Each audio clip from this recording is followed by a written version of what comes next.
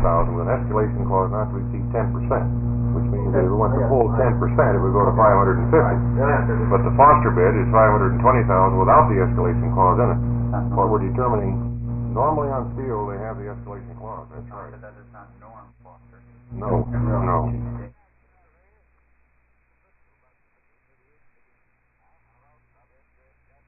On flooding, one change that was made in the site grading contract, the original plan was not to grade the flood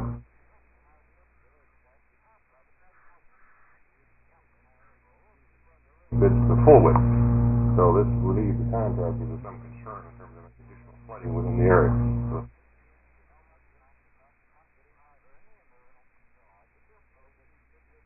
that part of the cost will be fully reimbursed by the Army Corps of Engineers. Thank you.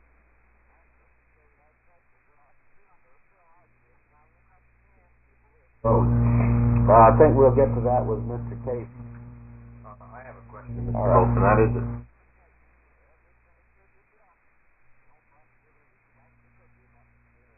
Flooding and water and so forth. I think it's good for the record to realize that this is not a problem that's all been taken care of, right? That's right.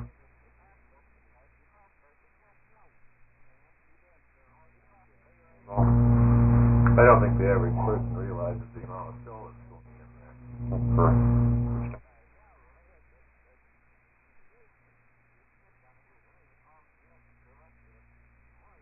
Project, and Mr. Stubberman has a question, and maybe some of the others do too.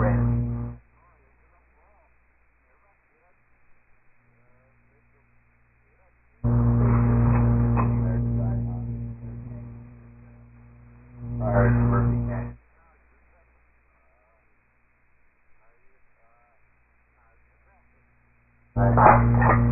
Contractor is ahead of schedule materially on the first phase, which is right around.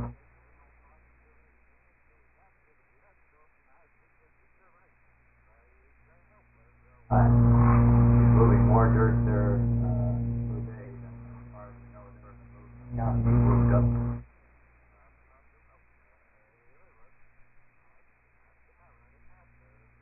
So he will probably finish ahead of schedule in the phase one work, which is 45 inches.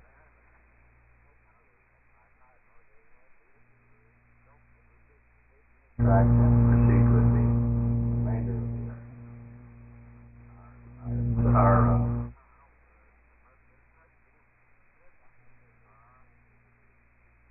go across Murphy Canyon Bridge. You stop there and look through there and see if it's like Panama Canal.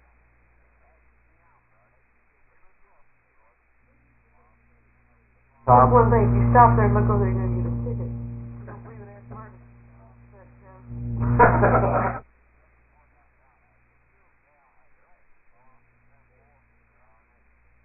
Maybe it's because we haven't seen anything of this magnitude since you were down.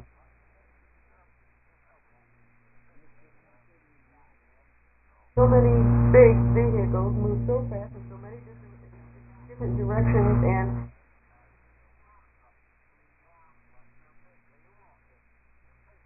Mr. Hartuti, do you have a question? Do you remember offhand how many million yards or yards?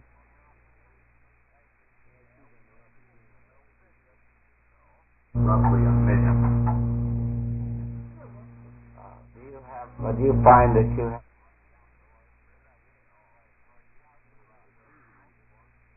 May I speak on behalf of Jim and all the people working for him? These men are working 6 days a week, over 10 hours a day right now.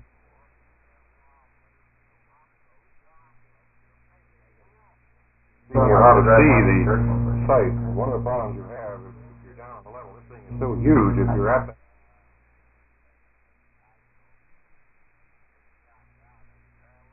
Fifth Street, all the way north, and all the way north to the end, find yourself on Wiltshire.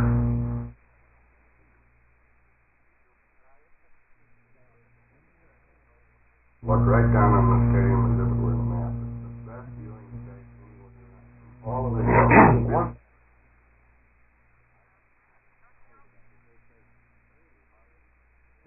Now, we have council. Councilman Hom here. We talked about the moving it.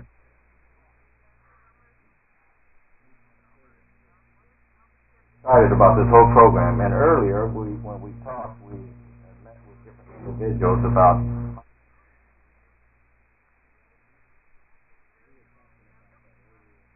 some kind of program where people can come out and see what's being done, either a barrier area or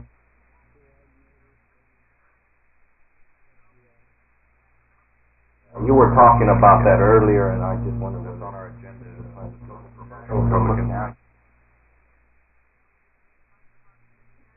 Coordinator, stadium coordinator. Is that what you are?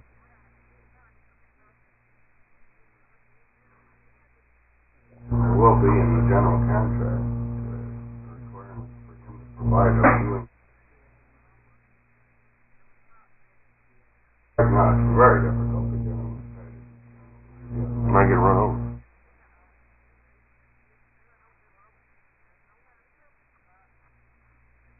You can do that. But we had a lot of other responsibilities. Stadium, I wonder who's handling.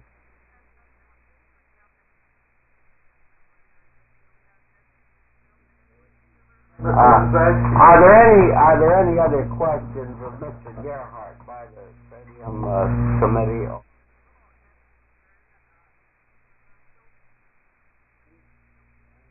Ahead? On schedule. Well,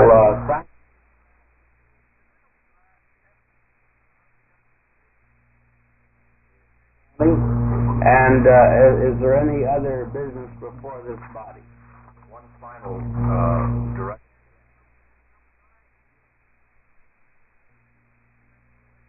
From our board or authority. You want just minutes mailed and no reports made as to.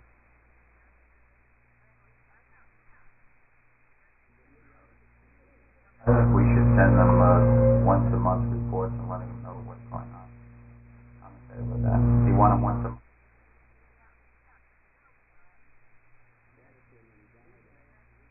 For me, yes.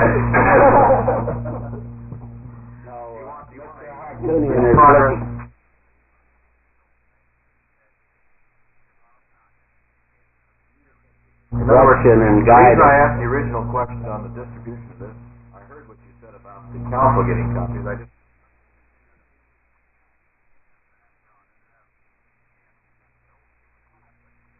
he reported that they had. Oh, good. The thing is that we have to report to the two governing bodies of this, which are the county and the city, and I want.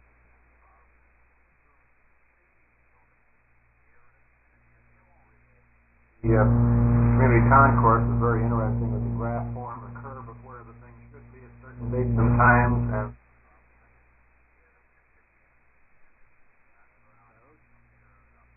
kept it up to date at all times. That would be certainly any other supplementary written stuff.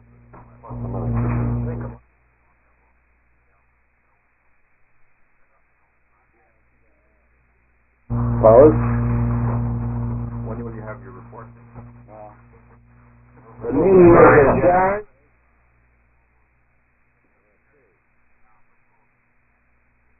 Yes, all in favor of approving the council conference minutes? Aye.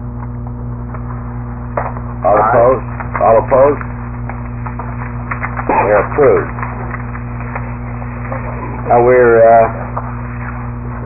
we're here to meet this morning with the planning director regarding code changes on trailer parks and following that conditional use permits. So, Mr. Fairman, would you like to enlighten us this morning? Right.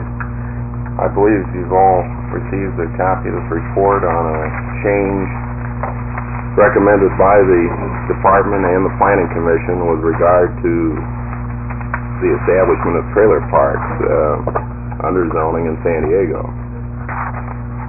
We are proposing that the establishment of trailer parks be by conditional use permit as at the present time, but that the existing requirement for the establishment of a trailer park district prior to considering a conditional use permit be eliminated. The change that we are proposing would eliminate the necessity for considering trailer park districts in the future. Trailer parks would be handled strictly by the conditional use permit procedure in the R2, R3, and R4 zones, the multiple residential zones, provided that they were at least 5 acres in size. We have been operating in the city under a procedure for some 5 or 6 years now, where first a trailer park district is established by resolution of the city council after recommendation by the commission. That then after 2 hearings, one before the commission, one before the council, an applicant may then ask for a conditional use permit within one of these trailer park districts. The commission can consider the conditional use permit and grant it. If there's an appeal, it comes to the city council.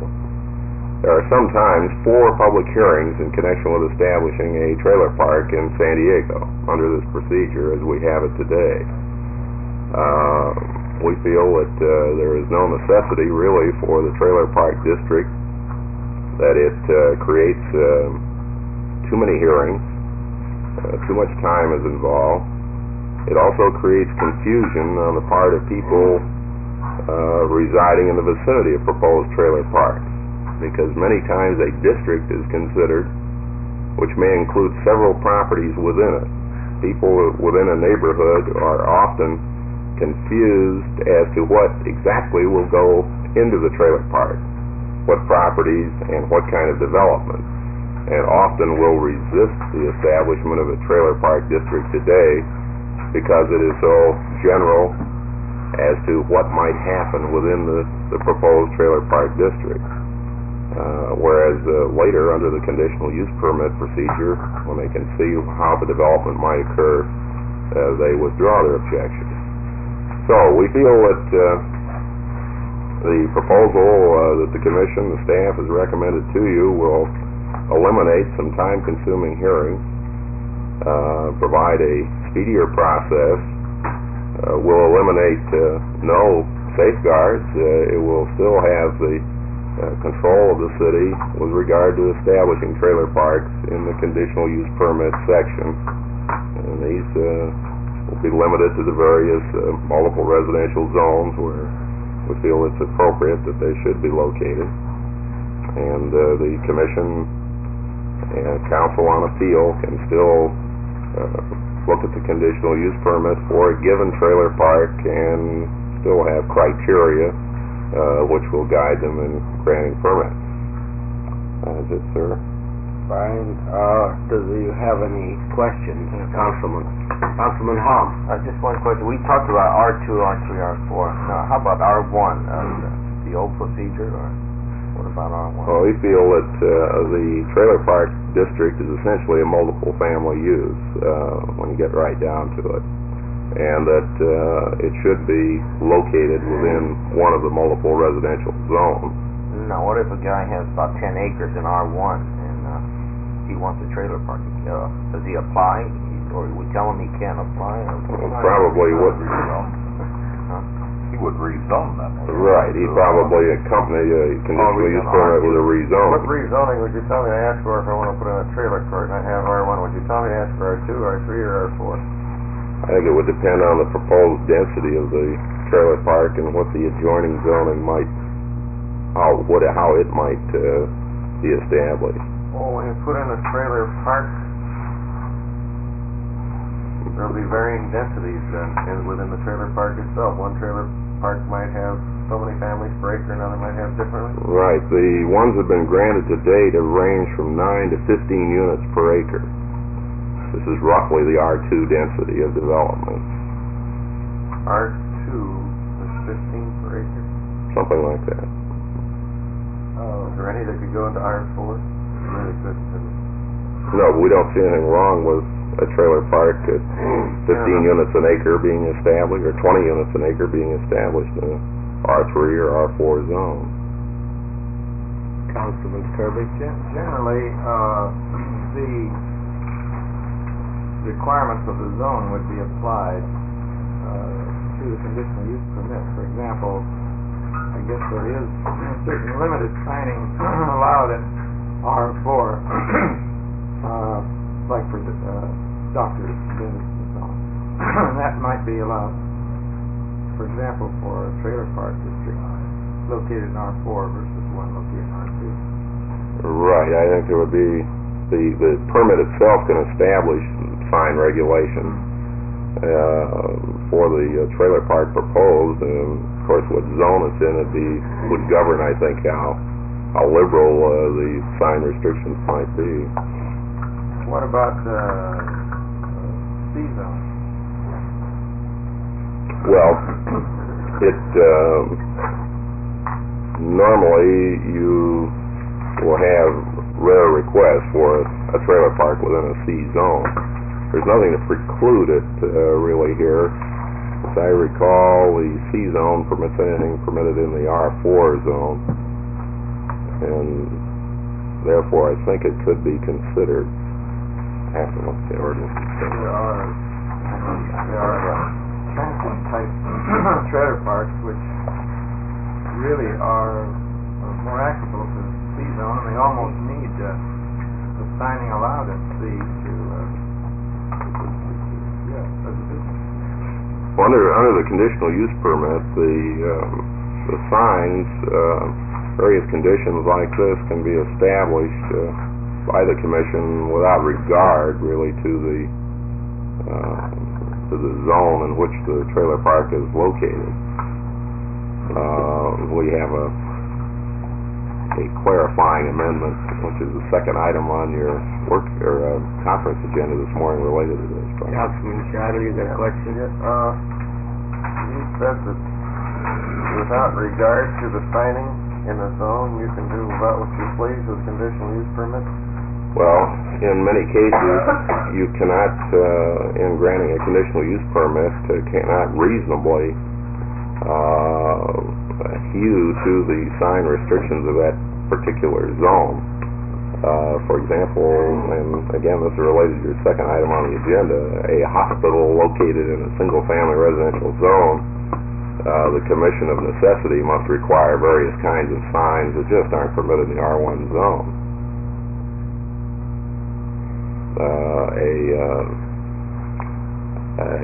A trailer park located in in an R2 zone, you would normally be faced with some entrance and exit signs, the name of the trailer park, and in some cases this might conflict with the R2 sign regulations. The sign thing has me going. Could you issue a conditional use permit for a sign period? No, as it works right now, if there is a deviation from say the sign regulations or yard regulations of the zone in granting a CUP, the applicant must toddle down to the zoning administrator and ask for a variance. The commission can grant a permit and say we'll permit these various signs and whatever, but if it's a deviation from the zoning regulations, then the applicant has to ask for a variance from the zoning administrator. Now, a man wants to put a trailer court in an R2 zone. Wants a sign, big one. Does he have to get a variance? As things stand today, that's right. With this, he has to get a variance? Right. We have accompanying this a proposal which will allow the commission to handle the whole thing under the conditional use permit. So, without the need for a separate variance. The second part of this, but it covers the very thing I mentioned. Councilman Cobb, do you have a question? Well, I think he just answered it. Then we are, as you had suggested earlier, getting away from the process of the zoning administrator overruling the commission and the council. Right.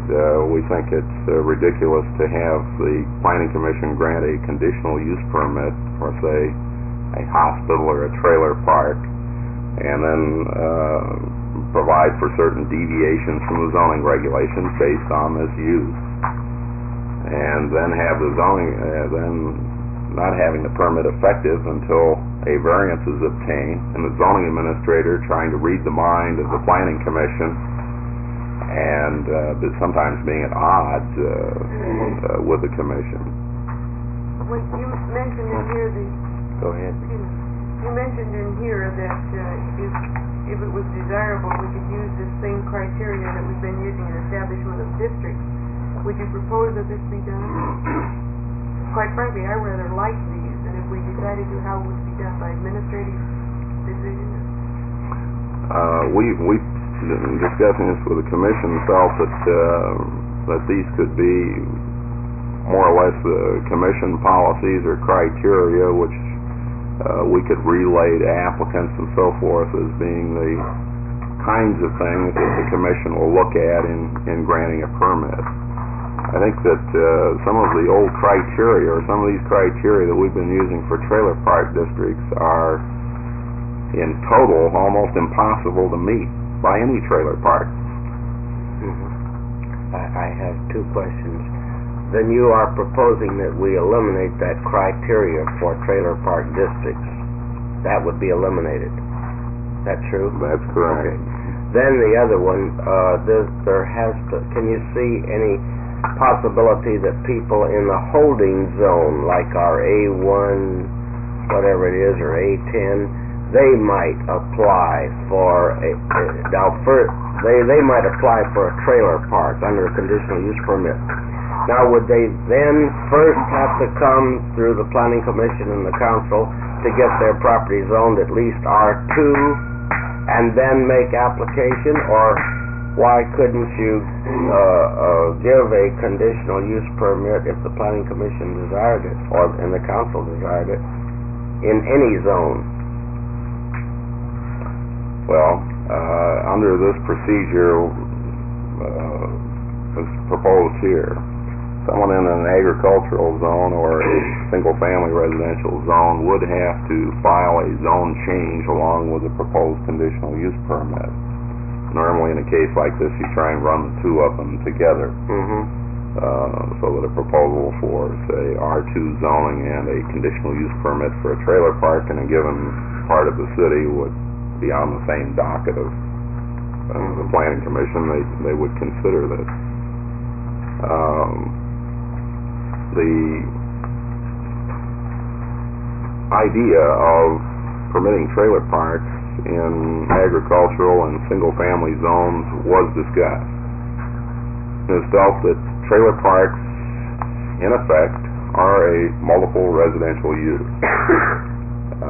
When you clear away the thinking concerning the fact that they may have wheels on them at various times and all that, when you get right down to it, it's a multiple family residential use. Prefabbed kind of apartment house district. And to allow this kind of use in a single family zone would seem highly inappropriate. That if trailer parks are to be located in a given portion of the city, there should be no aversion, really, to applying R2 or R3 zoning to that area. Because whether it's a trailer park or whether it's a townhouse project or whatever, it all adds up to the same thing: so many units per acre, so many people per acre. And there is no greater merit that we can see in a trailer park versus a conventional apartment house development. Councilman Cobb? No, I was thinking of particular areas in the northern part which probably won't be developed for, say, 25 years. If there were a need and a possibility of a trailer park in there, I'd hate to see it zoned now to multiple families. So there are But this is exactly what happened. Yeah, you're establishing one for 20 years. Right, we go. We get kind of a development you wouldn't want anyway. Yeah, you get the area up, say, in Del Mar, east of Interstate 5, up in an agricultural area, and someone says, well, this is just a temporary use and wants a trailer park.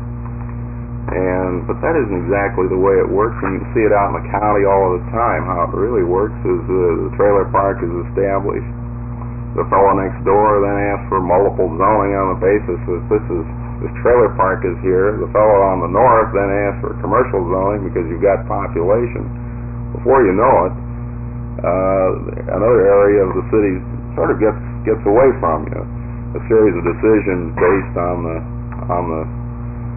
thinking that, well, this is some sort of temporary thing and it'll go away when the land becomes more valuable, really doesn't work that It way. would if there were a limit on the fee approved.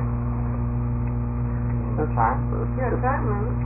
It's pretty sticky from a practical Yeah. standpoint too. What are you going to do if some guy say, well, we haven't master plan Lower Slobovy over here, and so with that, it's agricultural, and the only tool that we have to do this, so you sit tight for 10 or 12 years while we come up with a master plan. Well, the guy doesn't, I mean, if he wants to put a trailer park in, what's going to happen? He's going to come in and plead his case, and he's going to get it. No doubt. So then the same thing's going to happen anyhow. So, again, what are we trying to accomplish on that? Are we trying to... This outlying area, this is where you want a trailer park. This is where I'd want to go camping. I don't want to camp in the middle of town. Or, You don't pay for the trailer. Do you think these are camping areas? Well, wait a minute. In fact, some of these trailer parks are just exactly that. Just exactly that. They're rare, very rare. Out in R140 country, they would be. Look at, there's one on the road up to north, on the right side of the road. Oh, Right of 101? right.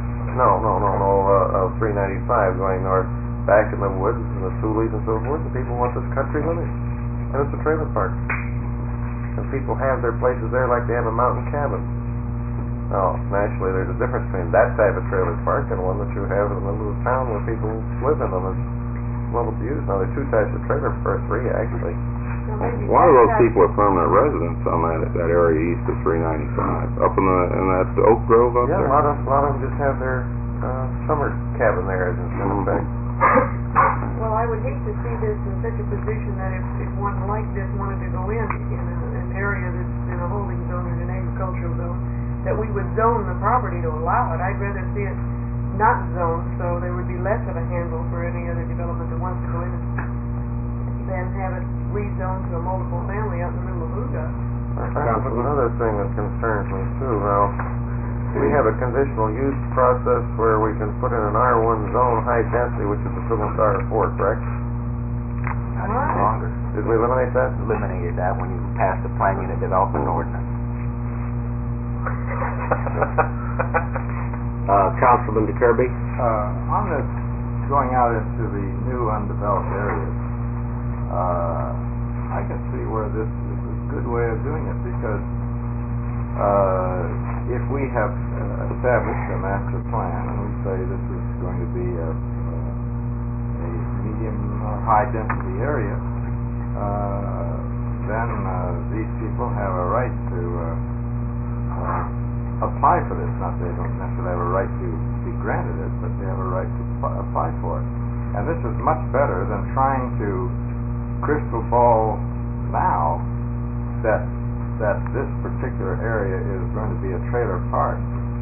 These things, I don't think we're in a position to define this, nor do the people owning the property want that their property to have accurately determined. And this allows a person more flexibility in how he wants to use his property. If there is no zoning and it's all an interim zone,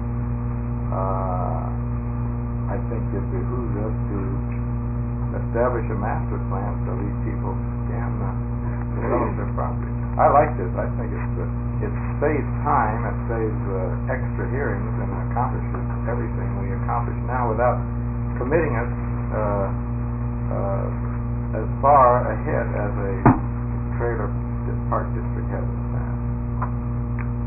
May I ask, do you think this could happen, that on the same docket, a person owning property could say, I would like R2 zoning at least, R4. So we hear that, and we can't refer to what he really is getting to as number 2. He really wants to get this R2 so that then he can put in a trailer park. This doubles the effort on the part of the Planning Commission and the Council. Wouldn't it be best to have him apply for what he really wants and on the conditional use permit for a trailer park?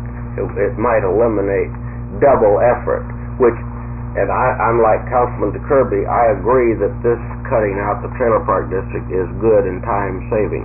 But now I'm thinking of going one step further and just have the man ask for a conditional use permit on his property for what he really wants. You mean to be included in R1 and A1? The interim zoning, or And all that. if he wanted to apply at Broadway and Fifth, the commission isn't going to grant it, and the council isn't going to grant Well, it. that's C-zone, it's permitted already under that, to be considered, because that's C-zone. Is that right? You can put a trailer park in a C-zone? No, after looking at this ordinance, it doesn't work that way. If you were in a C-zone, you'd have to ask for an R4 zoning along with a trailer park.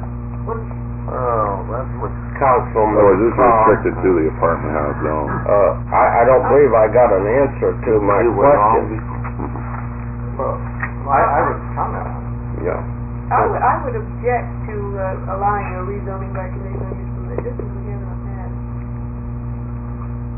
My only thinking about the interim zone was, as we've been talking about these outlying areas where perhaps there isn't a master plan at the moment, and I think it would be to our advantage to have it under conditional use permit rather than rezoning a piece of property out in the boondocks to a multiple family dwelling system.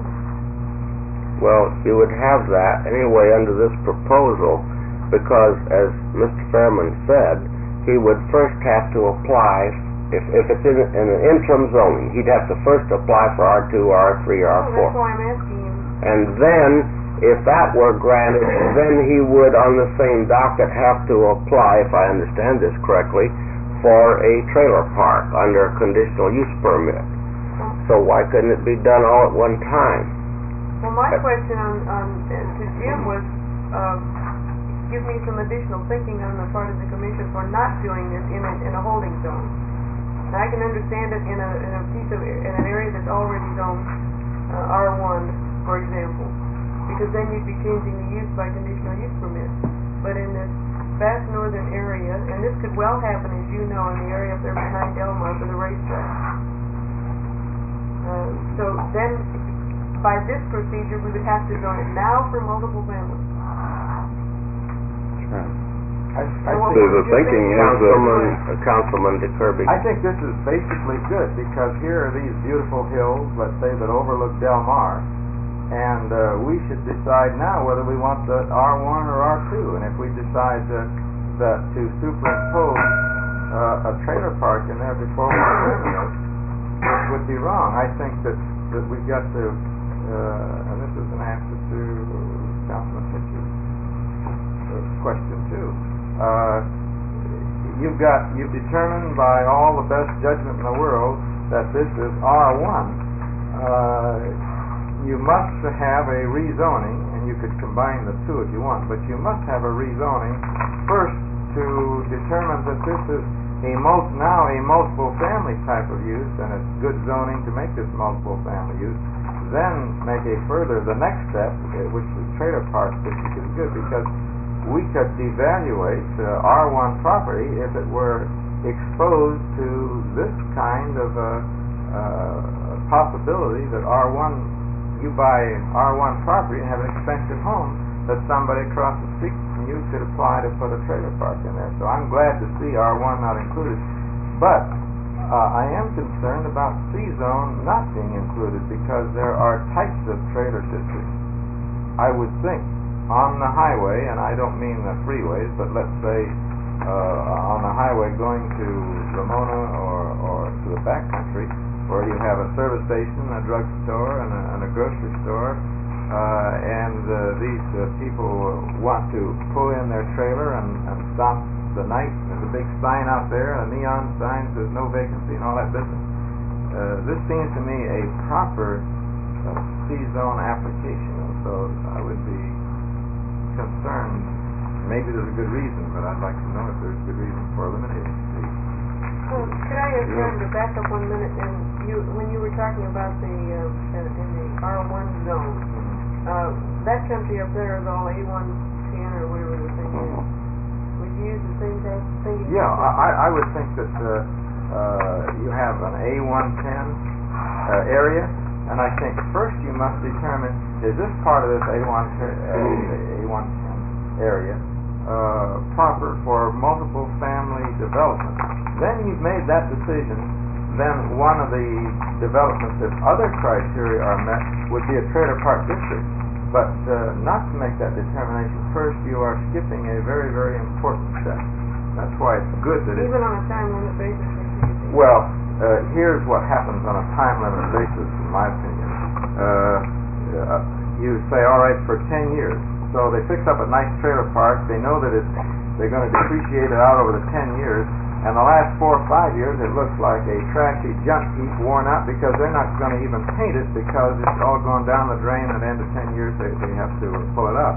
It's somewhat like the sand and gravel people who on a short conditional use period, don't have a long enough time to depreciate what they put in. And if you put in a good trailer park, and as the cutoff date, as you approach that cutoff date, we just have a rundown. All right, is the council ready to make a determination on this first item, because we have to get to the next item? I would move it be put on the soonest ballot for a hearing. Put the soonest ballot. Where's your mind at? Your English are lousy. Yes, it sure ain't, isn't it? that the city clerk be directed to properly notice a hearing and have this published and put on as soon as possible docket within time limitation. Question before I second that. I like to get the C-zone deal clarified. I like to see it included in here. Do you see any great problems there? Well, I don't. I suppose if you amended this, no, I can't see any great problem. Many realize that this does not eliminate the rights within any area where a trailer park district has previously been granted by the council, and there are quite a number of those areas already been established. No, these will create under this provision no further trailer park districts, but anyone within one of those previously established can still come in with his conditional use permit, and those cover many areas I think that Councilman DeKirby was talking about. We felt that really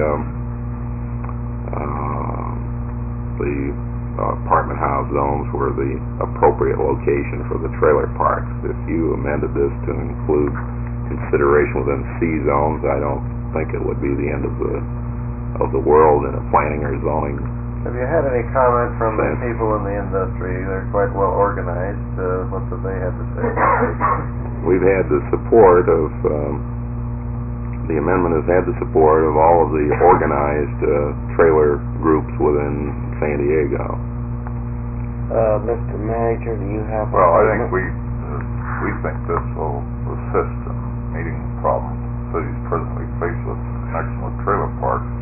Our only comment was along with council's already discussed. It seemed to us that the C zone ought to be added to those zones where a trailer park could be permitted with a conditional use permit, because we do have them existing in these types of zones, and we will have more of them certainly apply in those types. And I would like to amend my motion that hearing be called and that the recommended ordinance or conditional use procedure, that C zone be added. You mean all C zones like C1A or just plain straight C? No, the C zone. C zones. Yeah. Is there a second to that motion? All in favor of the motion? Aye. Opposed? The motion is carried. It will be on the docket according to the amended changes. How come this don't go back to planning? You're thinking of a hearing, I believe, under the community plan or master plan provisions of state law, and under those provisions, a plan such as Mira Mesa or a general plan university community. The council may make any changes it wishes, but it first must report or refer the matter back to the commission for report. In a zoning situation, I believe the council has the right to insert any amendments it feels I desirable. thought we had zonings come before us, so we could, well, that's on hearings, and we make them more restrictive. We can make them more restrictive, but not less restrictive without coming back to planning. Right. Well, now we have a different presentation by Mr. Fairman regarding conditional use permits. Go ahead, Mr. Fairman. Right. This has already been alluded to. This is a proposal to permit the Planning Commission to make deviations from the zoning regulations in cases where a conditional use permit is granted. At the present time, as I've indicated, in cases where the Commission permits a special use within a given zone, it's not empowered to grant a variance. It can grant the permit and stipulate certain conditions which may in effect amount to a variance, but first the applicant must have a hearing before the zoning administrator and get a variance for those matters. And we feel this is a terrible procedure, that the Commission should be empowered to set those conditions which relate to the given development, regardless of the zoning regulations which exist for the zone involved. We provide an example here, a request for a hospital in the Cabrillo Inland Freeway area, Serra Mesa, in the R15 zone, single-family residential zone. It might require, it does require 40% coverage and a 30-foot height limit. Now, this, in connection with the hospital, you might very well wish to deviate from these requirements and not have a second procedure where the applicant has to go down to the zoning administrator. We feel that the Commission ought to clearly have the right to not only grant deviations, but also make greater requirements than normal in the particular zone. Quite obviously, a 4-foot side yard on a hospital, as we point out here, in a single-family zone, might be outrageous. But the Commission might very well say you've got to set the hospital back 20 feet rather than 4 feet. So the whole purpose of the conditional use permit is to gauge the proposed use and its characteristics, the bulk of building, the kind of use, the traffic it generates, and set the conditions which fit the situation the best. Question on the... Councilman Chartle? Yeah. This example, they're allowed to go to a 5-yard foot setback, and you say 20, they don't have to go get a variance to make it more restrictive. No. Okay. Now, let me ask you a question here, and it looks like it might be a tremendous answer. I think the idea is great.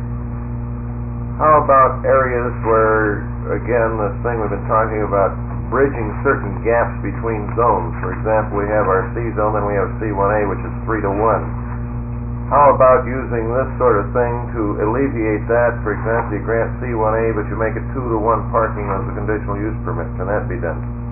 No. Well, we don't. The conditional use permit is supposed to be restricted to just special kinds of uses. It's kind of special. Right. That's why I bring it up, and I've been looking for something to bridge from one to another, and I was hoping this might be it. Okay. Councilman Kirby. That's exactly what I had in mind, like this rezoning we had in Mission Valley, where they put C zone up here and C zone down here and RP in the middle, and A mishmash. yeah, to meet what they need to do in our regulations. If we could say, okay, you can have C1A, but you don't have to do this, or you can have C zone, but you must have 2 to 1 parking with C zone. In other words, you could either have a more liberal zone with certain restrictions under conditional use, or a more restrictive zone with liberal conditional use. Yeah, but you don't grant conditional use permits for furniture store and things like that. You can. This is what, No, conditional use permits, they're spelled out, 1 through 14, what you can issue them for. then this would only apply limited to those 14 uses. Sure. I think what he's saying is that we couldn't change it. Well, here's, If you do the other gentleman, you'd be zoning by conditional use permit. Councilman Shadow? well, actually, what Jim was talking about, this is the thing we're hitting on. A man comes in and it's, he's allowed to do something in his zone. And when he can't do it, and this parking is a typical example, you got 3 to 1 and you got 0. And this we all know does not fit. So what happens? We come walking in here and so we talk about C1B, which is in between.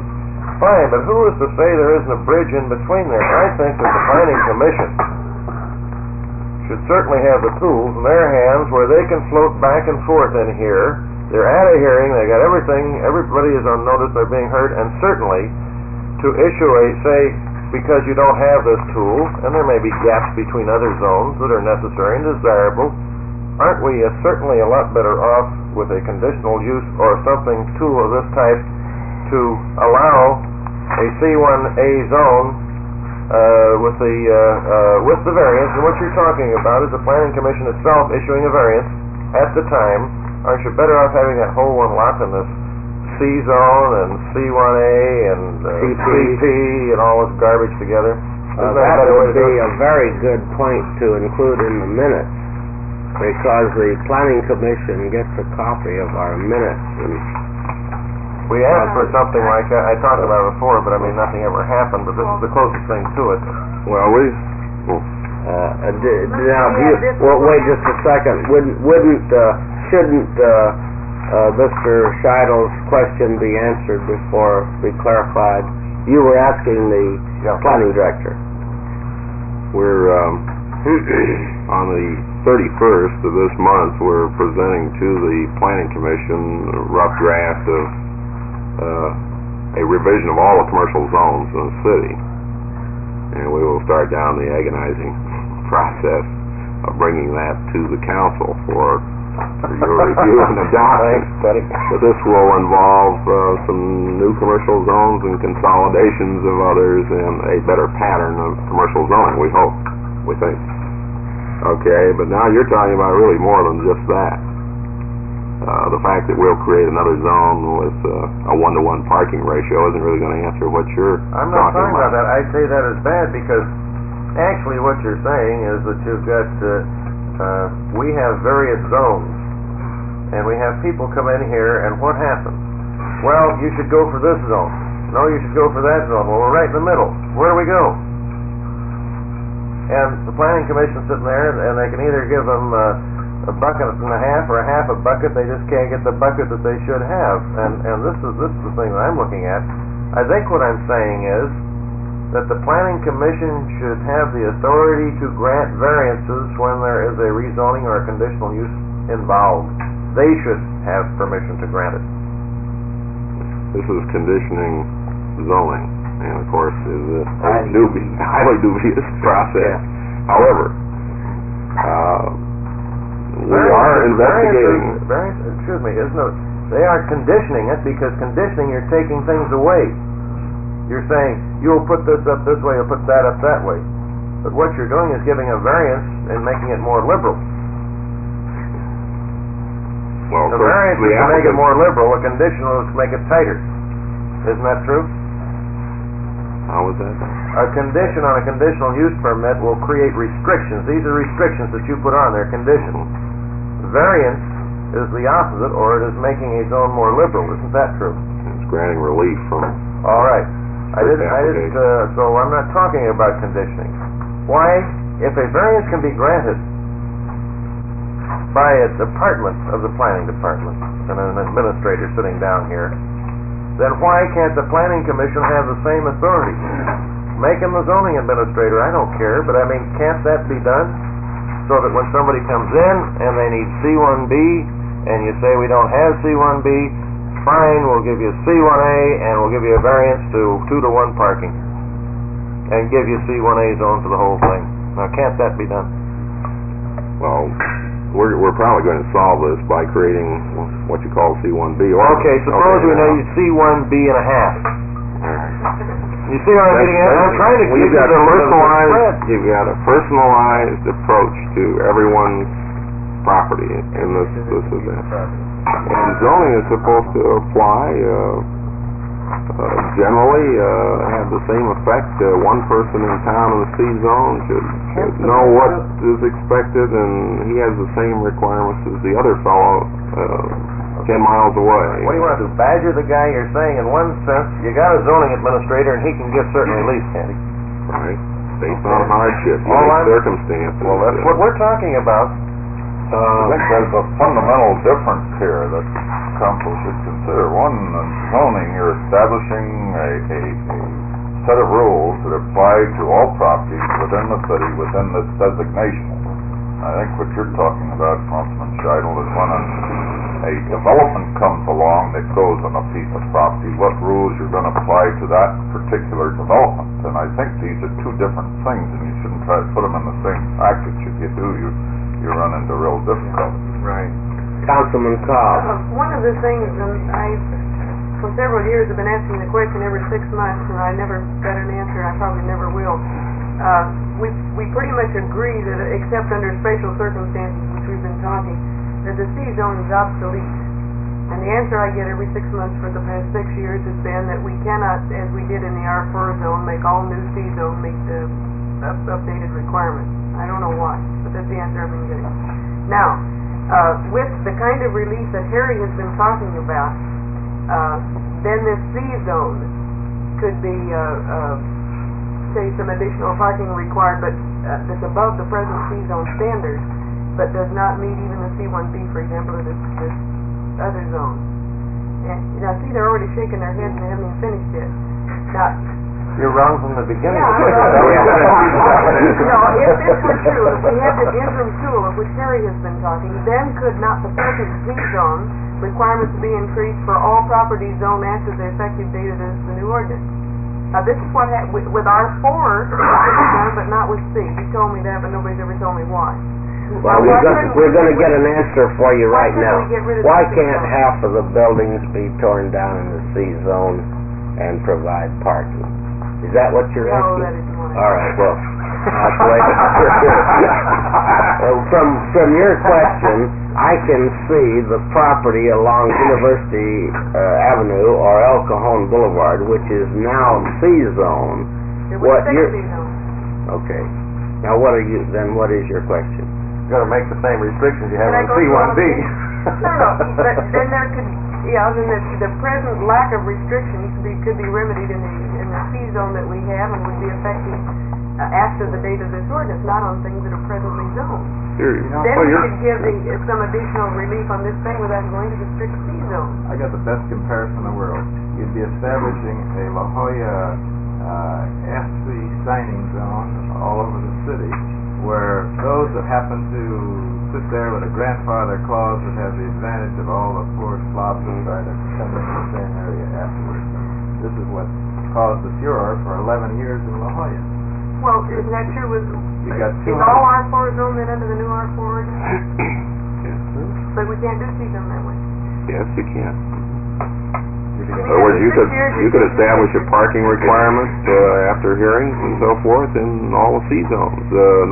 It's a little bit of a practical political problem, I would think, but yes, it could be done. And well, there has to be some other answer than granting pieces of C zone to allow a person to make a reasonable development. Because I hate C zone with a purple passion. You force businesses even more in the older areas into the shopping centers and into the outlying communities where we would not then have the advantage of the 1% sales tax for our capital outlay program. I mean, we can make it so tough to do business here in the C zones that it's just not interesting to put a commercial establishment in the city, and we lose that 1%. It's very important to our capital. All right, but what I'm saying here is that we've been trying to get an answer out of the department for this for several years, and there isn't one yet. an answer. got one coming up. I think we could have C1B. U.S. National Bank out, we could have, Yeah. that allows you to say this First National, there is not 3-to-1 or 2-to-1 or 1-to-1. Well, we could have kept all that junk out of here, you know? Mrs. I Cobb, just don't wanna rezone any more property to C. Okay, you vote against Right. it. yeah. But it has to be another answer. Mrs. Cobb, regardless if the council and the planning commission did grant C zoning anywhere, the man that is investing his money is most likely going to provide for parking from the standpoint of attracting I've customers. heard all the lectures, Alan, I'm still waiting for an answer. But what I'm pointing out, you made the statement that you hate C-zone with a purple passion. Well, you may hate it, but the men who establish their businesses and invest their money are going to not invest their money if they're not allowed to attract customers. So they make provisions. I say, Alan, I've heard all the lectures. The answer from Jim Fairman is yes, that we can do anything in the C-zone we want to do. All we have to do is big enough to go through a hearing and stay alive. I wanna find some other way of supplying these people that have inadequate facilities now, that wanna expand, that don't want to, and if you say you're coming up with something that we can do other than grant another piece of C property to join this so they can outfit their facilities, great. That's what Well, we're all shooting for that, Helen. That's, I'm concerned with it on Elkhorn Boulevard, Alan's concerned with it, you are, and that's why I talk about this, there must be a tool, and I'm sure seeing what they can come up with in this thing, that they'll come up with a perfect answer. That's the next thing. All right. very good. Solve that. Now, the matter at hand, this matter which Mr. Fairman has explained to the council, what is the wish of the council on this matter? Good idea. I think if we put this on the docket here. Good move, right direction, Jim. It seems to me that you are doing your utmost to eliminate the red tape at City Hall.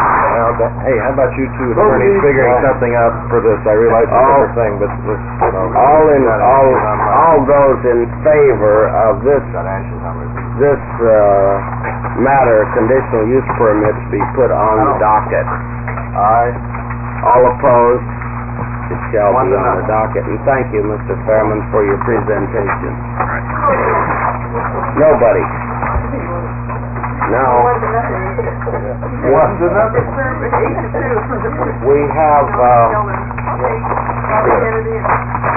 we have the docket, and would you like a 2-minute recess before the docket? Yeah. 2-minute recess. The 2 minutes being up, we can go into the docket, and there is one matter on the docket, Councilman, item 119, and with, we've had a request, and with general consent of the council, if it's all right, we'd move 119 up under the special order of business to the first item, if there is complete agreement among the councilmen. Is that a head of service award? Yes. I don't think it has to be complete agreement. I move that 119 be taken out of order and put in the, that's head of number 1. How we doing in here? All right, thank you. Take a second call roll, we'll get by with 3 votes. I think we can have that. All those in favor? Aye. Opposed? Do we have to do that in the second session? Yeah. Yeah, we'll do it officially in there. But, It's just a consensus. Well, but, This is solid. No comment. Let me ask you another question now. We have on our supplemental docket this appointment of Leishman, and I heard by the grapevine, and I don't know where, maybe I ought to check with Hartunian, that they can be here. What they want to know when it's going to be taken up, because there are quite a few people involved. I think it said something about 10:30. I would suggest maybe we get a call through to Hartunian, and let's play that by ear too, and if they're ready earlier, we can move that out of order too. Yeah, so they come in, okay. All right, if there's general consent among the councilmen, I certainly have no objection. I don't think we have a problem. All right. But we can't slow them down, have them sitting around here when they should be out building that stadium, right?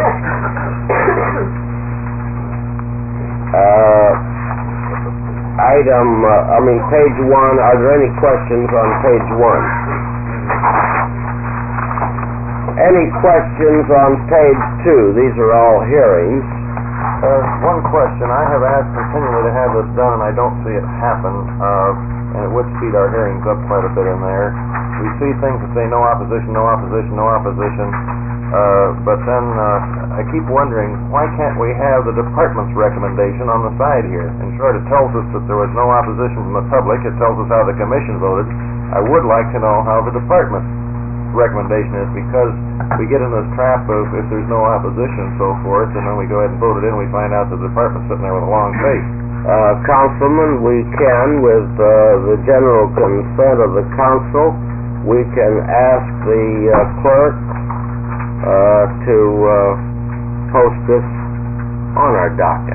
That's generally in the minutes, isn't it? Well, it is in the minutes, but it would make it very quick. I never read the minutes, Your Honor, hardly. I was going to say, you probably don't, and all of this is probably in the minutes too. Is the city clerk here? No, we've got everything but a link. Marty can pass that on to both the department and the clerk. What was that? That we want the department's recommendation on these hearings. In short, we know what the commission voted. We know whether there's opposition or not. We want to know whether the department is for or against. Would you like this, Councilman, put to the left of the number of the item? No, just right down with the rest of this stuff on the bottom. Well, see, this is all minute we stuff. We have to have a clear understanding of what you're suggesting is the reason why I'm asking that question, so it clarifies. I'll tell you why the commission, or why the department has not done it, I think. I've asked nicely to have it done, and they don't want to do it, and the reason is that they don't want to look like they're shooting down their commissioners. There's the commission. In short, it looks like it's a sales argument on their part to combat the commission, but it's got to come out, it should come out, and so I say it should be on the docket. If it's the wish of the council, it shall be on. Mr. Clerk, I believe, Mr. Hom, do you have a question? No question. Councilman Scheidel, and with the general consent of the entire council that are present, he has suggested that on these matters of hearings, where it says there is no opposition from the public, he is suggesting that we have the department's recommendation, opposing or approving.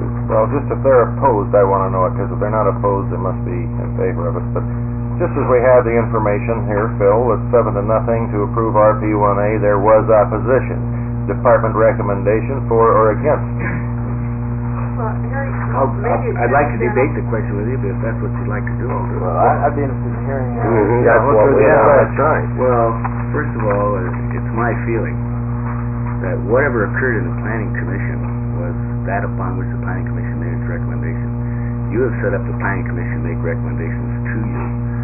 This is the same thing as saying to me, if the city engineer doesn't agree with what the city manager is recommending to you, that I ought to put down there that the city engineer doesn't agree with the city manager, and you should wait until you hear what's said in the Planning Commission in the city council hearing. I'm afraid that this would have a tendency to either undermine the Planning Commission's authority for which you've appointed them, or to prejudge or somehow otherwise distract from the presentation. Well, the reasons for this, and my reasoning for it, and I always want to know it, is because we can move very quickly in our hearings if there's no opposition. In short, the chair is starting to, is there anybody who wants to speak, and start generating and developing customers that we don't need. We need the time, we don't need more people to talk. So with this, if we know that it's a very clean item on the docket, we can adopt the thing right away. Now, if there is a question which a 3-2 commission vote or a 4-2 commission vote would indicate this to me.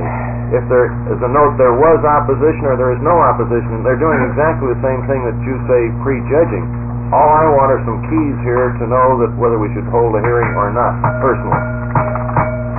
got to hold the hearing. Well, when I say hold a hearing, I'm talking about a long lip service type that's not necessary. Councilman Morrow? Well, there's a couple of points with Phil's argument that doesn't really fit, I don't think. Number one, there's not analogous to the engineer going to the undermining the manager, of which the manager not only has advisory but administrative responsibilities also.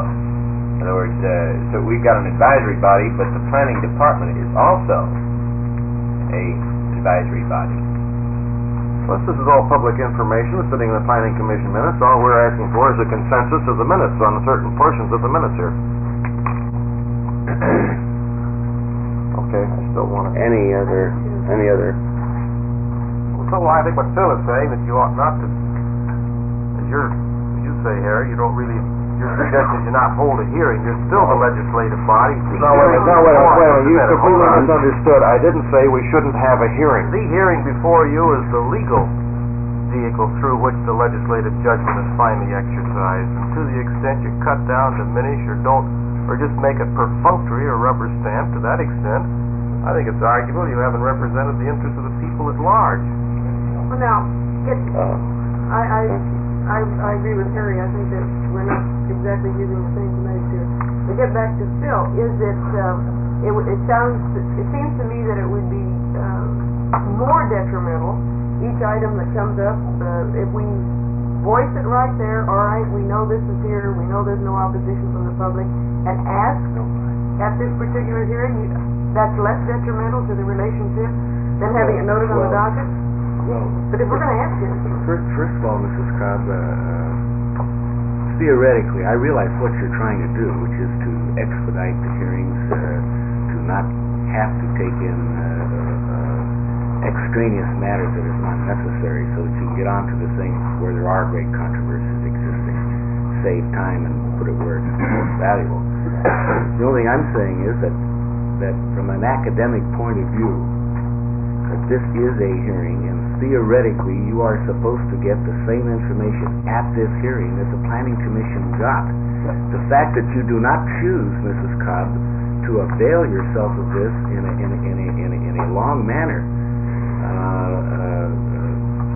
academically is a procedural problem that you have undertaken. Let me Wait a minute, that wasn't what you said the first All right. Well, we have a committee that's studying this kind of thing, and we have about 8 or 9 recommendations right in this area regarding the handling of the docket. And I had a subsidiary suggestion that would do what you wanted. let's refer this to the committee, because we have quite a number of recommendations on the docket, and certain notations that should be in, and certain things, incidentally, that should be eliminated that through custom and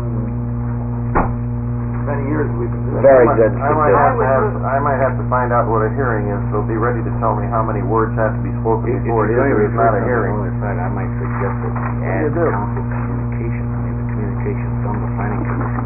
I'll be glad to tell you. Okay.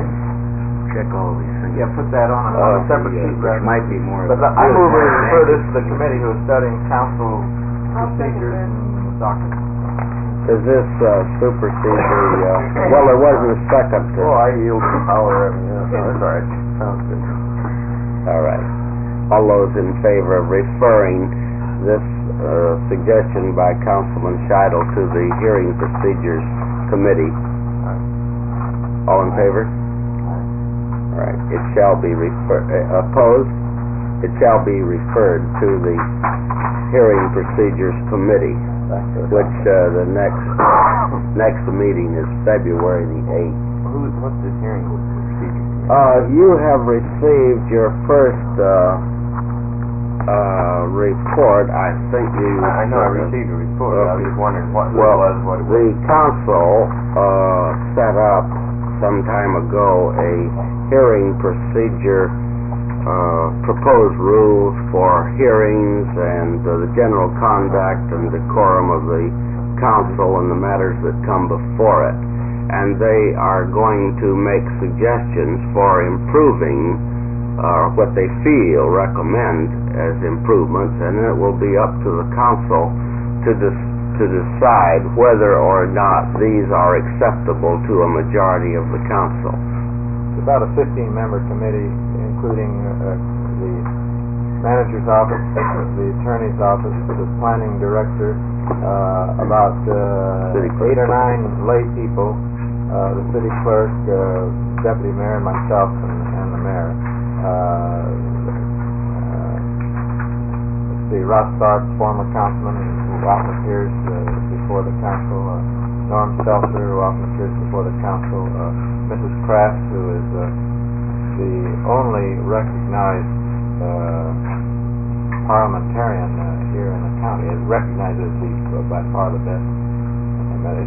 We have had several good meetings. We had one this week.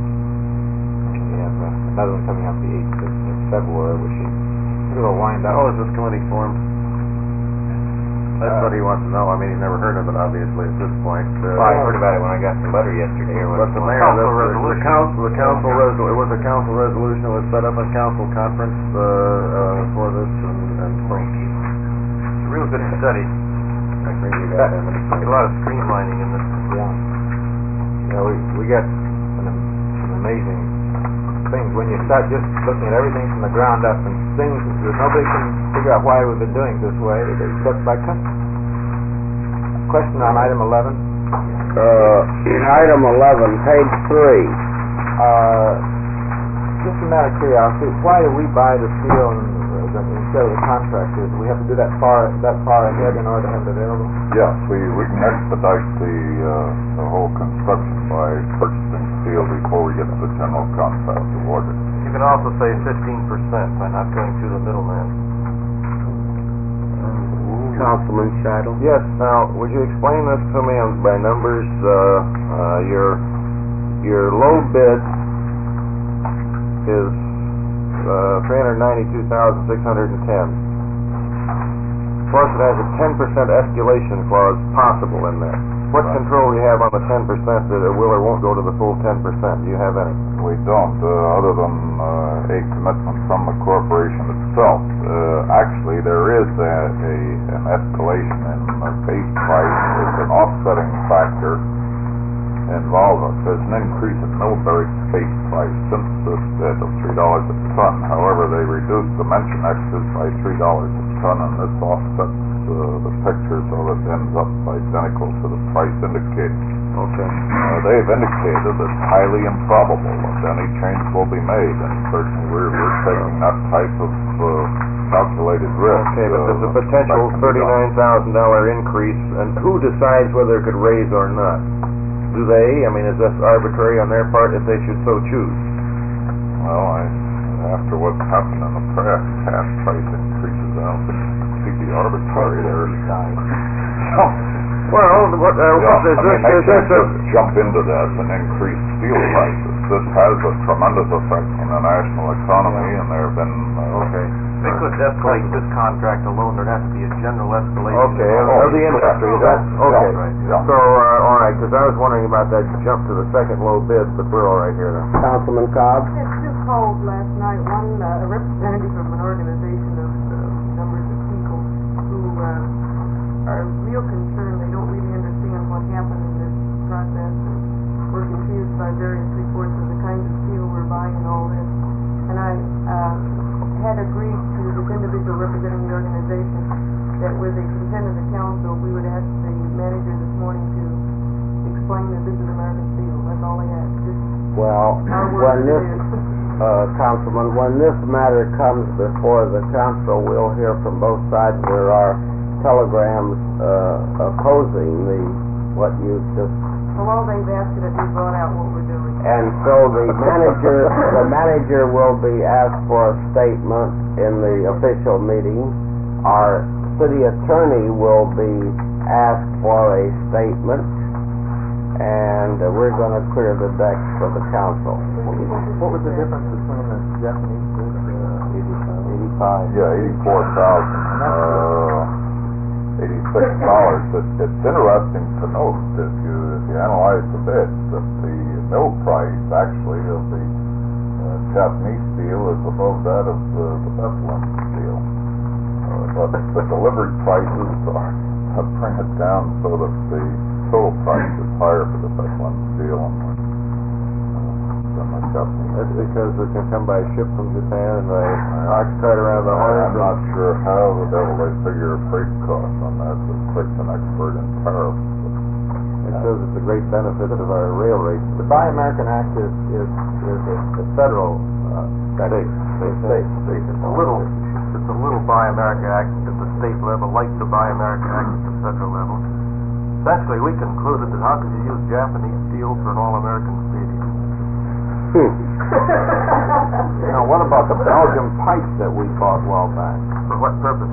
Well, there's a real difference in this that I might point out. The Act provides that where you have a major ingredient in the product that is not produced in the country, and this is true of, I guess it's long haired asbestos fiber, which constitutes the prime ingredient in the pipe, that you then can buy the article outside the United States. All the so-called Belgian pipe, all the basic raw material goes into it only comes from Belgium. Outside in Canada. So even if there's an organization in the United States that fabricates the pipe, they still have to get the material for fabricating it from Belgium or Canada. It was interesting to note in the action when one company questioned that, we checked out the companies, their background ownership of both in Belgium and Canada, where the supply of asbestos is, of the American companies that wanted to be considered American. Is there any more discussion on item number 11? Because it might turn into a hearing in the council chamber. Anything else on page 3? Page 4, any questions? Yes. 15. Item 15, Mr. Manager. On item 15, we are recommending to the city council that this item be returned to the city manager. How much are you talking about here? About $6,500. We're not sure it's desirable to proceed. Have, on that subject, item 15, have you received any applications for automobile races in Balboa Stadium? Not that I know of, although that might not have come to my attention as yet. Well, we don't plan to race on it. Better not do it. You can't keep people from applying. No. I think there will be very shortly. Yeah. They don't receive it. How about a prison ordinance? I think we could get into one of those too. Can't stop them from talking about them. But through the grapevine, I have heard that there will be some applications to the manager, but I just thought maybe you could enlighten us. Page 5.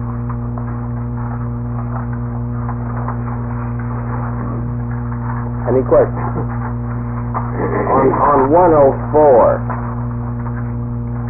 how can the man, how many days is this? Oh, 4 days. 4 days. How can he stay in another city for $84 for 4 days?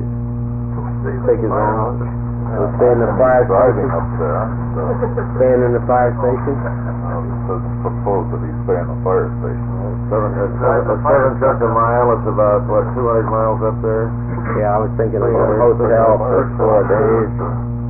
Meals, I'm not opposed to it, but I was just wondering how we could do it. So that set a precedent. Well, the guy wants to save money, let him do it. All right, page 6. Any questions on page 6? Any questions on page 7?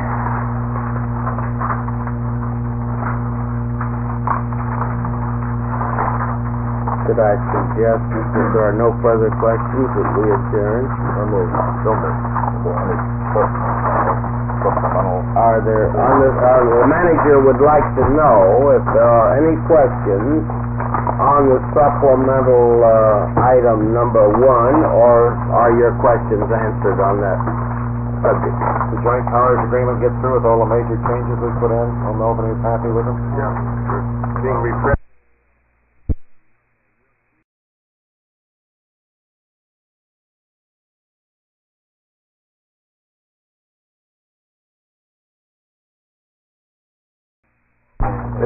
They can build a structure if they have The only limitation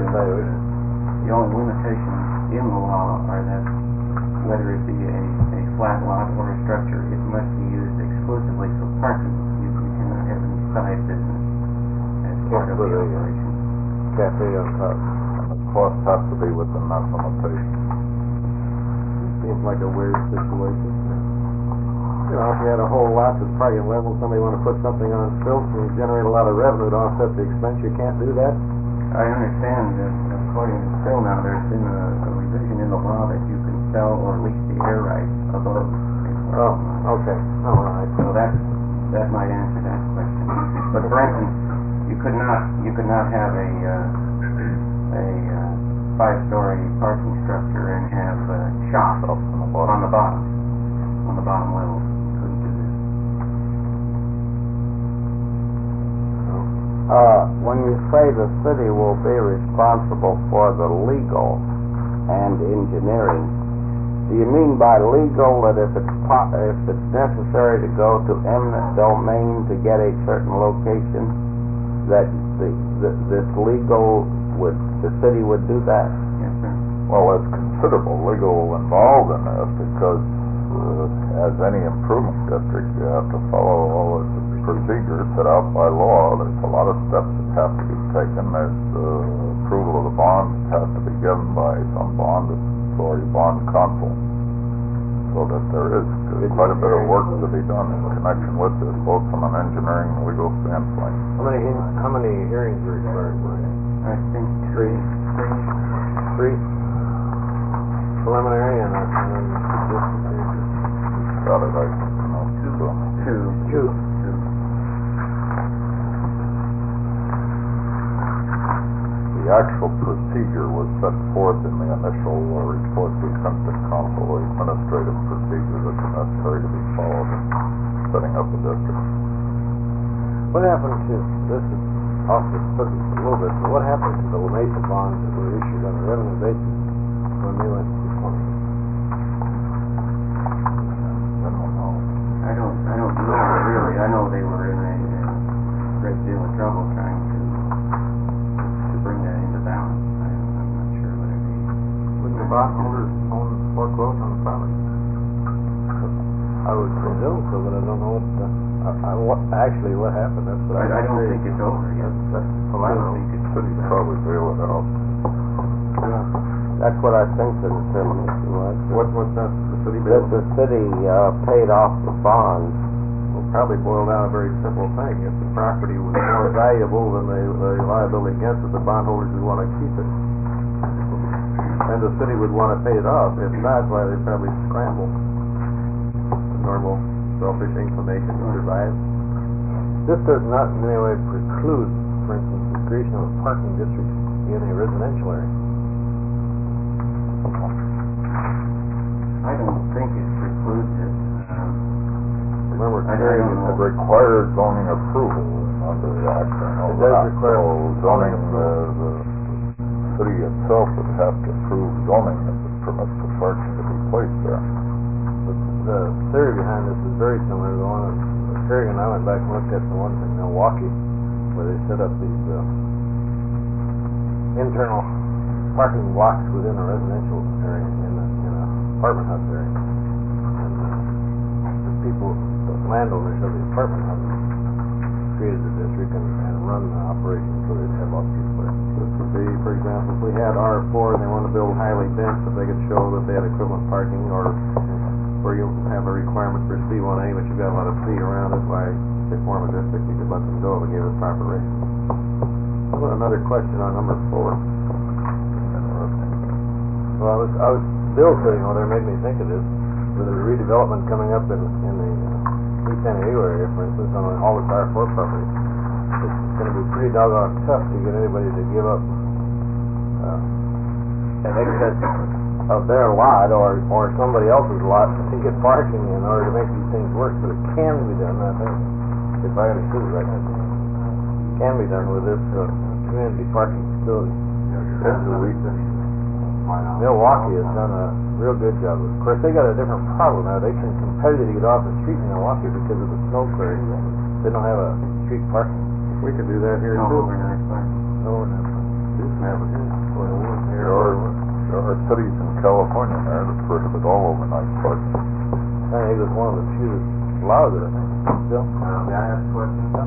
Regarding maintenance, I gather from what I've heard so far that maintenance costs are separate from the acquisition and construction of the parking facility as far as the bond issue.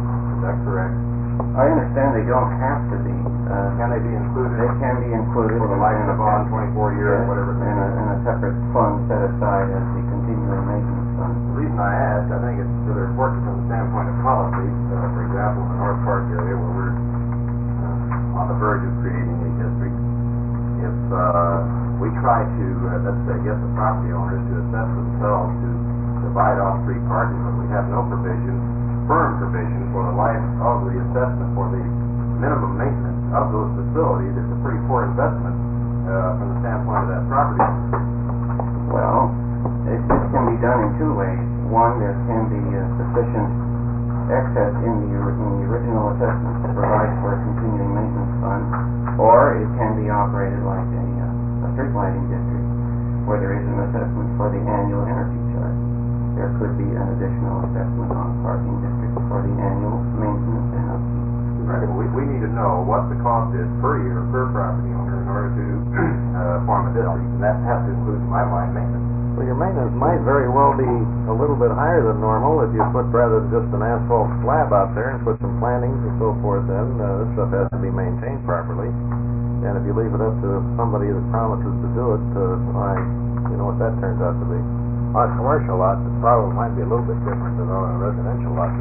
That could be what's back looking for properties in Milwaukee. But the way they assign the caretaking bill, the way they assign the caretaking on those apartment plots in Milwaukee was that they found an engineer in one of the buildings close by, and they gave him I figure it was something like $150 a month to maintain the lot over and above his salary and the apartment in where he was working near the lot. So they got somebody that lived near the lot to maintain it. His job was to see the guys park in the right stall and all that on the sign basis. But maintenance costs or the operating costs weren't too high. It's going to escalate over a period of Over years, 25 years, and that has to be built into the picture, doesn't it? I have two questions. One that comes to mind, basically, I think we're talking about making these older districts on a competitive basis, parking-wise, aesthetically, and so forth, to your newer areas or your shopping centers. You do have other things that are integrated. For example, you have your basic parking slab, you have approaches, you have lighting, you have additional landscaping throughout a community possibly. Now, can this parking district be expanded to the point of tree plantings and landscaping and this sort of thing that are all a part of the picture? Sure, you're not it's on the lot itself, on the property itself. Well, I'm talking about on other properties. For example, let's assume now that you're going to try and take and put something together which is not just solving one problem, just the parking, but you are going to have undergrounding, you're going to have lighting, you're going to have, and not just on the property, the approaches to the property in the community. Are there other vehicles for this, or are we going to end up with, well, instead of, we don't like many political jurisdictions, but are we going to be able to channel something of this nature so it can be all in one controller commission? Is this a possibility? I would hate to see a parking district, a planting district, a lighting district, this or that and the other thing, all to achieve one purpose. It seems a little bit complicated. The only thing is conceivable to have a 1911 Act redevelopment district. But you might have different areas of benefit. You might have a lighting district which benefits for a mile-long strip, which is based on a frontage assessment. Then you might have a parking district, which is a 4 square block spot. So they have to be different because they have different boundaries. Well, I appreciate that this is a potential problem, but I'm looking at the other side is if you can get a consolidated, unified effort in a certain area, if it gets too complicated, It's just like putting up a building today with all of the different things you have to go through, and it's because the machinery is set up that way. All I'm saying is when it is being set up, that we look and see if we can consolidate as many of these avenues as possible. I would hate to see a parking district set up, and after the thing is set up and we're in action, that we find out that we could have done several other things that would have made life much simpler to accomplish these things. So getting back to 4, that was just a question. Back to 4, the procedures to be followed in establishing and operating a parking district shall be determined by the city manager consistent with the provisions of the vehicle parking district law. Do you have any operating procedures that have been established, or Well, we set out in that form, administrative procedure, action to establish an off-street parking facilities under the Act, just as a statement, actually, of everything that has to be done to meet the requirements of the state law.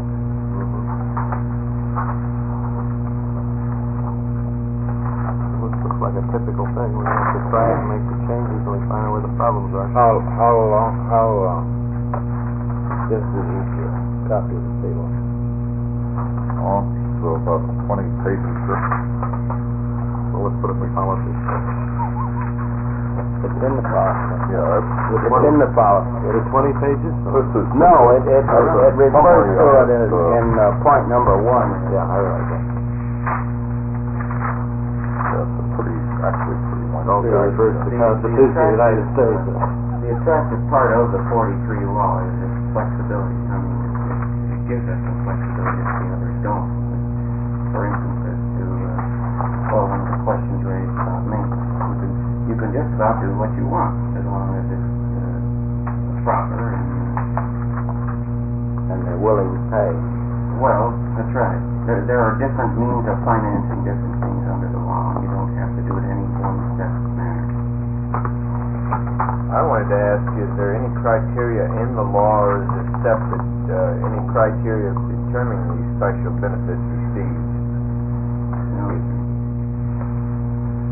This is similar, Councilman Morrow, to the 1911 Act procedure where the street superintendent, I guess it is, both instances determines by engineering study what the spread of the benefit is. And this has been approved by council. You'll see how that works. Council can adjust that. And that's the reason for the hearing. Just a judgment factor, Floyd. Council has the authority to change that. Of course, it changes one assessment. It's got to spread the changed assessment against the other assessment. This is one of the difficulties. Unless you can talk somebody into pumping the more money into it. This is no good. Bill?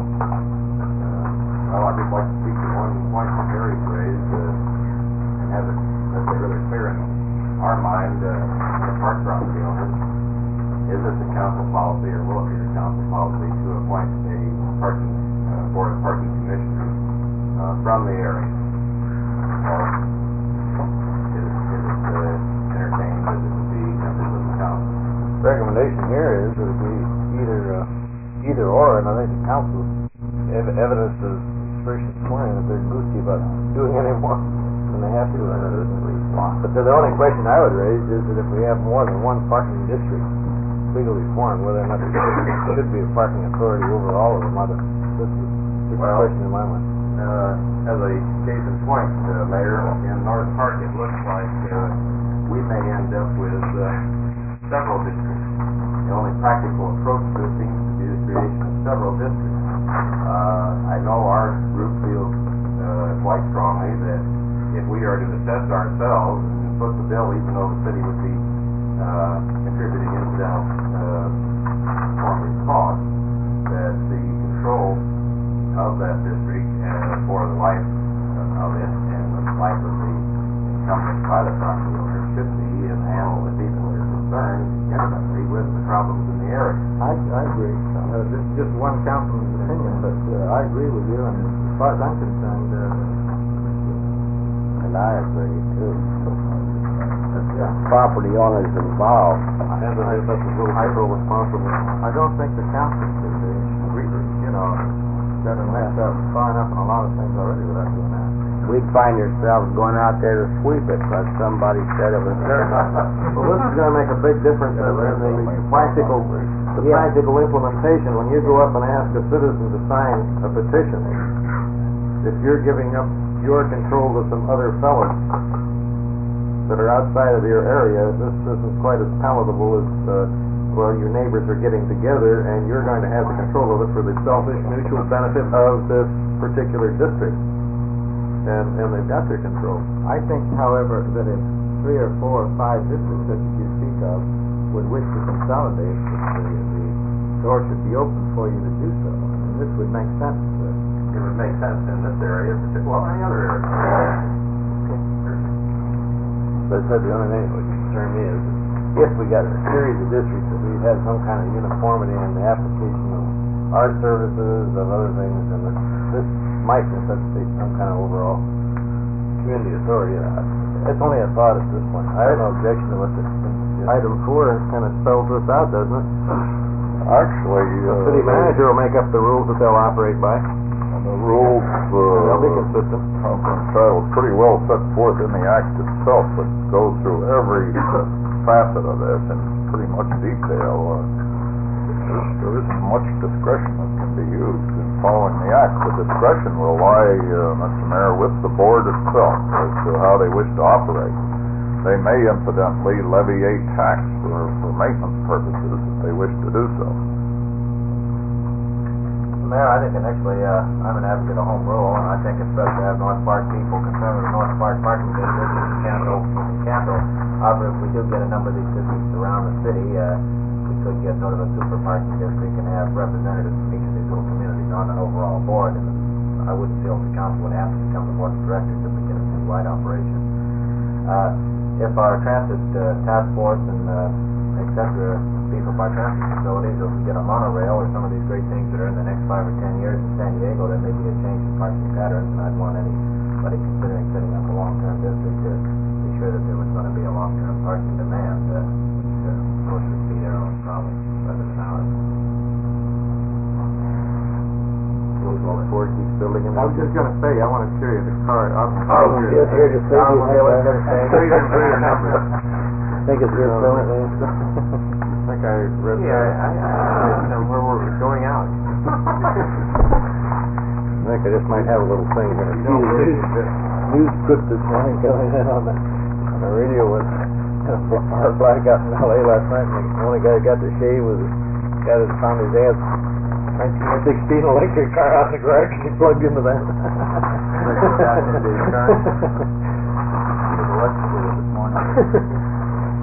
Any other questions on it? Shouldn't this be put on a docket now? Yes. I would move that the municipally sponsored off-street parking policy be put on the docket for approval by the city council as a resolution. Second. All in favor? Contrary? Ordered.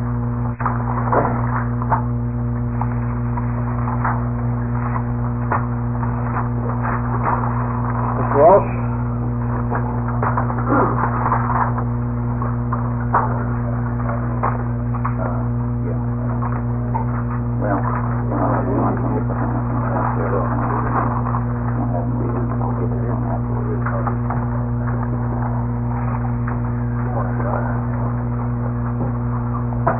As you know, on the suggestion or the proposal that something be done to alleviate the situation where we have campaigns mainly on either issues or candidates and the signs are left up for a unreasonable length of time, the only fear I had in the delay of the conference and coming back that somebody would send in a picture of elect Jack Walsh, councilman in the 6th District, because I'm sure there are still probably some of those around.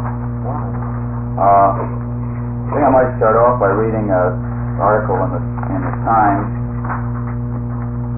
which shows certain approaches to the problems of signs. in Imperial, the forthcoming municipal and county election campaigns may be rather dull in Imperial. The city officials have held their first reading on an ordinance which would prohibit any sign of any kind from being posted in residential areas. This is similar to the proposal which Idle is working, modeled after the La Jolla plan. But although he supported the measure, one councilman woefully remarked, I won't even be able to put up a beware of the dog sign anymore. However, the ordinance is aimed at politicians, not dogs, and during a spirited supervisorial race in 1964, each side tried to outdo the other in the number of signs posted for their candidates, literally papering the city. Okay, I don't think any of us have any objection to the city being papered during an election. I think history shows that the spirit of elections don't even reach the majorities that we feel that they do, and anything that can spur any individual to the recognition that he has a responsibility to vote, I think is important. The only thing that we really consider, though, is the fact that after this has died down, that the campaigns are over, that some attempt should be made in regards to clearing up signs. Now, I've asked for reports from three main areas: the engineering department, control of our streets and right-of-way, planning department, and city enforcement, and also from the attorney's office. The engineering department, in substance, said that they like the idea of a $1,000 bond to require the signs to be picked up if it were legal. They had no other recommendation except that they said that they would not recommend any changes in the present signing ordinances. The planning department, which is concerned with the overall problem of signs, have said that it is definitely a problem not only from the political standpoint of signs, but also from the year-round. They have two individuals who are responsible, correct me if I'm wrong, for the total sign enforcement for the 365 miles that the city has. With the additional workload at the campaign time, it's impracticable and unreasonable to think that they can enforce the existing ordinances that we have. Right now, the way our ordinances are written, just about almost every political sign that goes out in any campaign is illegal. Therefore, the requirement to post a bond to take down illegal signs in itself is not one that not necessarily is enforceable, but one from a practical standpoint doesn't make too much sense. So the planning department, aside from recommendations of more support from the media, had little to add to the problem. They do have a letter which they send out to all candidates, which is in no way an enforcement provision, but it says that all illegal signs will be removed and that they are subjected to a misdemeanor. All, of course, pointed to any idea that could be put forward would be mainly in the area of whether or not it's legal and lawful. I will say that the city attorney's office spent considerable time and did a very detailed study in the problem. They have gotten a report which I'll distribute after we've completed the presentation here. But basically what they say is that on public property there are no signs allowed. That's both in the right-of-way or on the publicly owned property. That it would be impossible to pass a policy or to establish a bond for the removals of signs that are illegal, because being illegal, we cannot impose requirements that would require people to take them down because they're not allowed to put them up in the first place. So on public property, that's rather a mute question. They say that the present code which we have today requires the police department, the planning department, and the inspection department to remove all illegal signs that are put up in the public rights-of-way or on public property. There are also ordinances today which subject people and this ordinance has never been brought to the courts, subjects people to a $500 fine or a 6-month jail sentence. Now, one of the things that they did point out is that we do have an existing ordinance where communities can have the right to post banners for parades or marquees coming into certain areas, and that they, when doing so, they have to get a permit from the city to post such a sign, which is in the public right-of-way. It also requires a bond or an insurance permit, which will, or a certificate will show that they will maintain the liability insurance in favor of the city of this banner or this marquee or anything fallen. So there is an indication there where people are given a right to put signs in the public right-of-way, and in doing so must post a certificate or a bond that will guarantee the insurability and also the maintenance of such facilities. But there are no other exceptions as far as political signs anywhere where they are allowed in public right-of-way. Okay. Moving along, then, from public property to private property, it's pretty well spelled out in all of our ordinances that every zone from A1 through M1D just about restrict any sort of a posting of a political sign, whether it be local, state, or federal offices. So there is a restriction on private property. So again, we come up with the provision that to post a bond for the removal of signs within a period where the signs are not allowed and are illegal, it doesn't make for good government. Now, in summary, though, the Attorney's Office does state that your proposal upon the analysis relating to the requirement that signs be removed within 30 days following election where such signs have been placed in these particular zones, your objective could be achieved through relating to those zones to specify sign removal within a time limit. What they're saying is, by the amendment of the zoning provisions that we have today, to make political signs an exception to the zoning requirements, to allow the signs under the provision that they would be removed within a 30-day period, and then the property owners would be subjected to the removal or other court or otherwise court proceedings if they did. And in their opinion, such an ordinance could be successfully defended. What we're saying here then is that right now it's illegal for any political sign to go up anywhere. I think all of us as politicians and also as citizens feel that one of the first things you don't want to do for somebody coming into office, and we're probably all guilty of it, is to violate the law to get your name out so that you can get into office. Not all of us are guilty. Some are not. I plead guilty, so I'll speak for myself.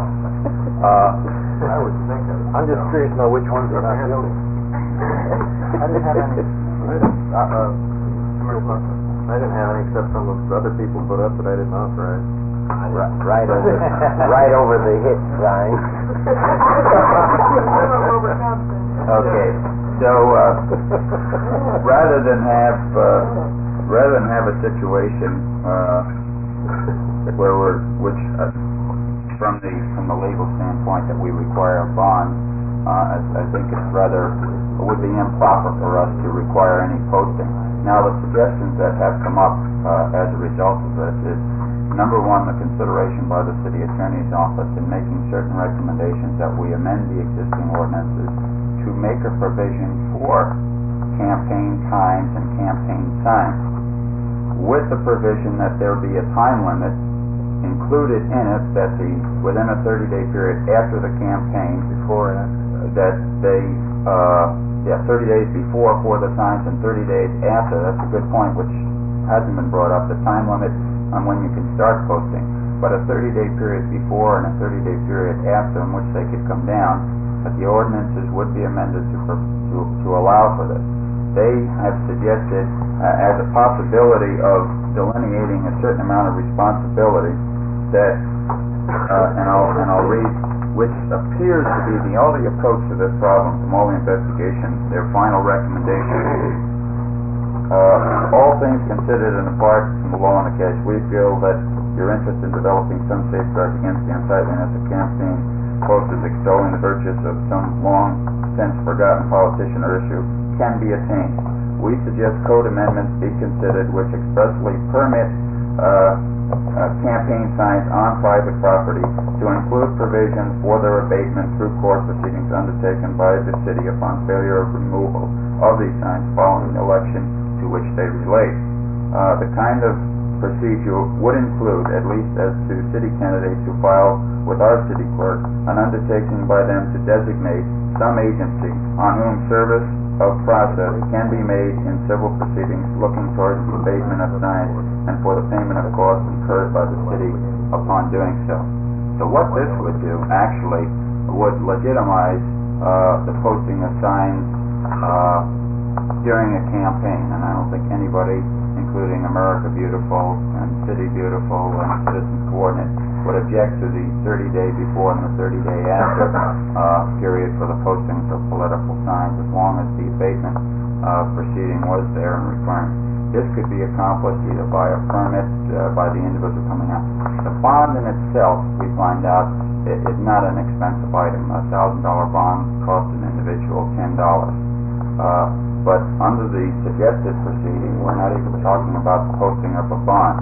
We're talking about amending our zoning ordinances in regards to the signs, which could be one ordinance as relation to signs to all zones, to make the exception for the allowing political signs 30 days before and 30 days after the election to get it down, for the requirement to designate to qualify for the permit a candidate of some agency or some group as the ones who would be responsible, say, for the major portion of the time.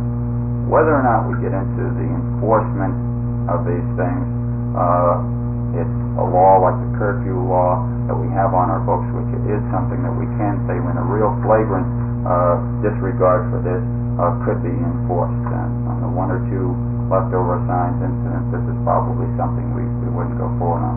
But I think that their suggestion is an excellent one. Number one is for the first time recognize that campaigns include not only the large billboards, but the less financed campaigns of the individuals running for office and so on, can have the legal permission to put up these campaign signs. So my recommendation would be in final discussion of this is that we authorize the city attorney's office to proceed with their recommendations in regards to an amendment to our ordinance, our sign ordinances now, in the view towards permitting signs 30 days before an election with the requirement that they be removed 30 days afterwards.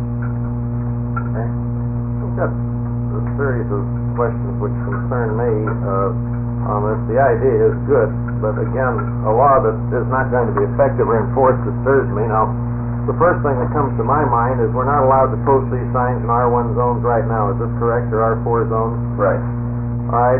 I remember a sign that was very well publicized. It sat up for about 6 or 8 months in an R1 or an R4 zone, about 43rd and Orange, I believe, with my favorite candidate on it. But it stayed there as a matter of principle, and with our existing laws that we did have, we couldn't get it down, or we didn't want to get it down. Now, what happened there? In short, if we're going to put all of this on the books, then we're not going to do anything with it. Why waste the paper and the time of the attorney? So why was not that sign, didn't we have the power to take it down, or was it too expensive to take it down, or to go to court, or what was the reason that sign couldn't come down? There's no bond. Well, this is a case of bonds. People are in violation of the law, period. Who do you pen with it? Well, you've got a property owner who puts up a sign on his property, on R1 or R4 property. Now, it's either against the law or it isn't. I've just been told that it is.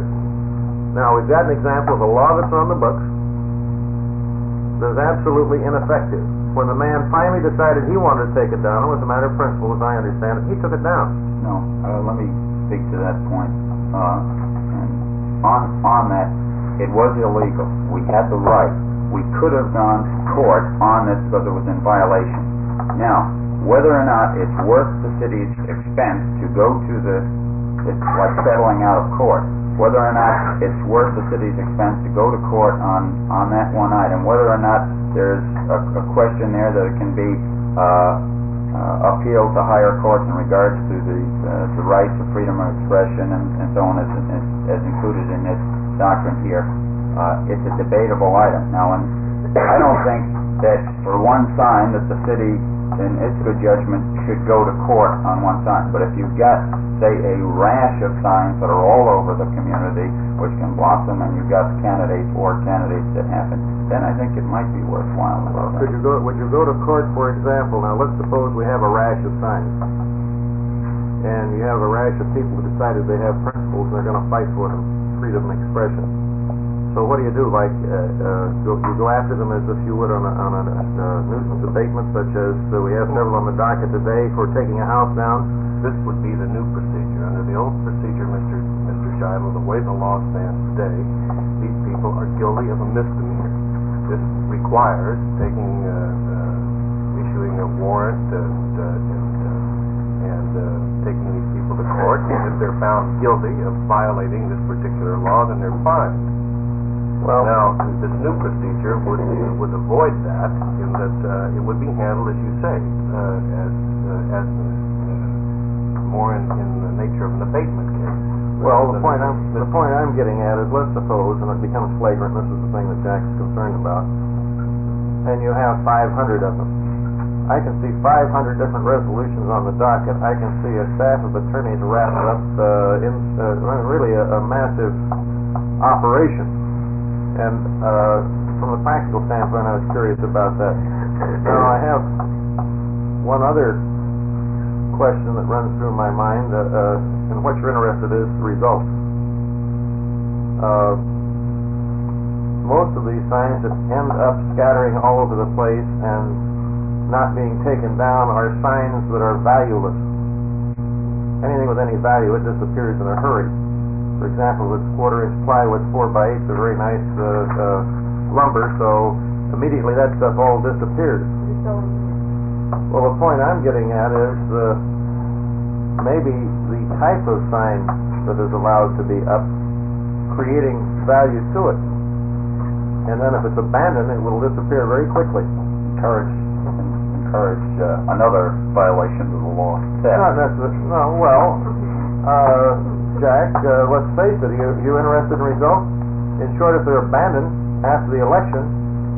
I'm interested in really an equitable approach to it, and what's right now, Harry, we have a situation which we all recognize is illegal, but we look the other way because really our basic American feelings and so on is that elections are real good. Right now, we have laws on our books which say that campaign signs in any zones, with the exception of 1 or 2, are illegal. We have no provisions to make allowances for them. There are several questions I have in relation to this. Jack talked about 30 days before. I'm not sure before what.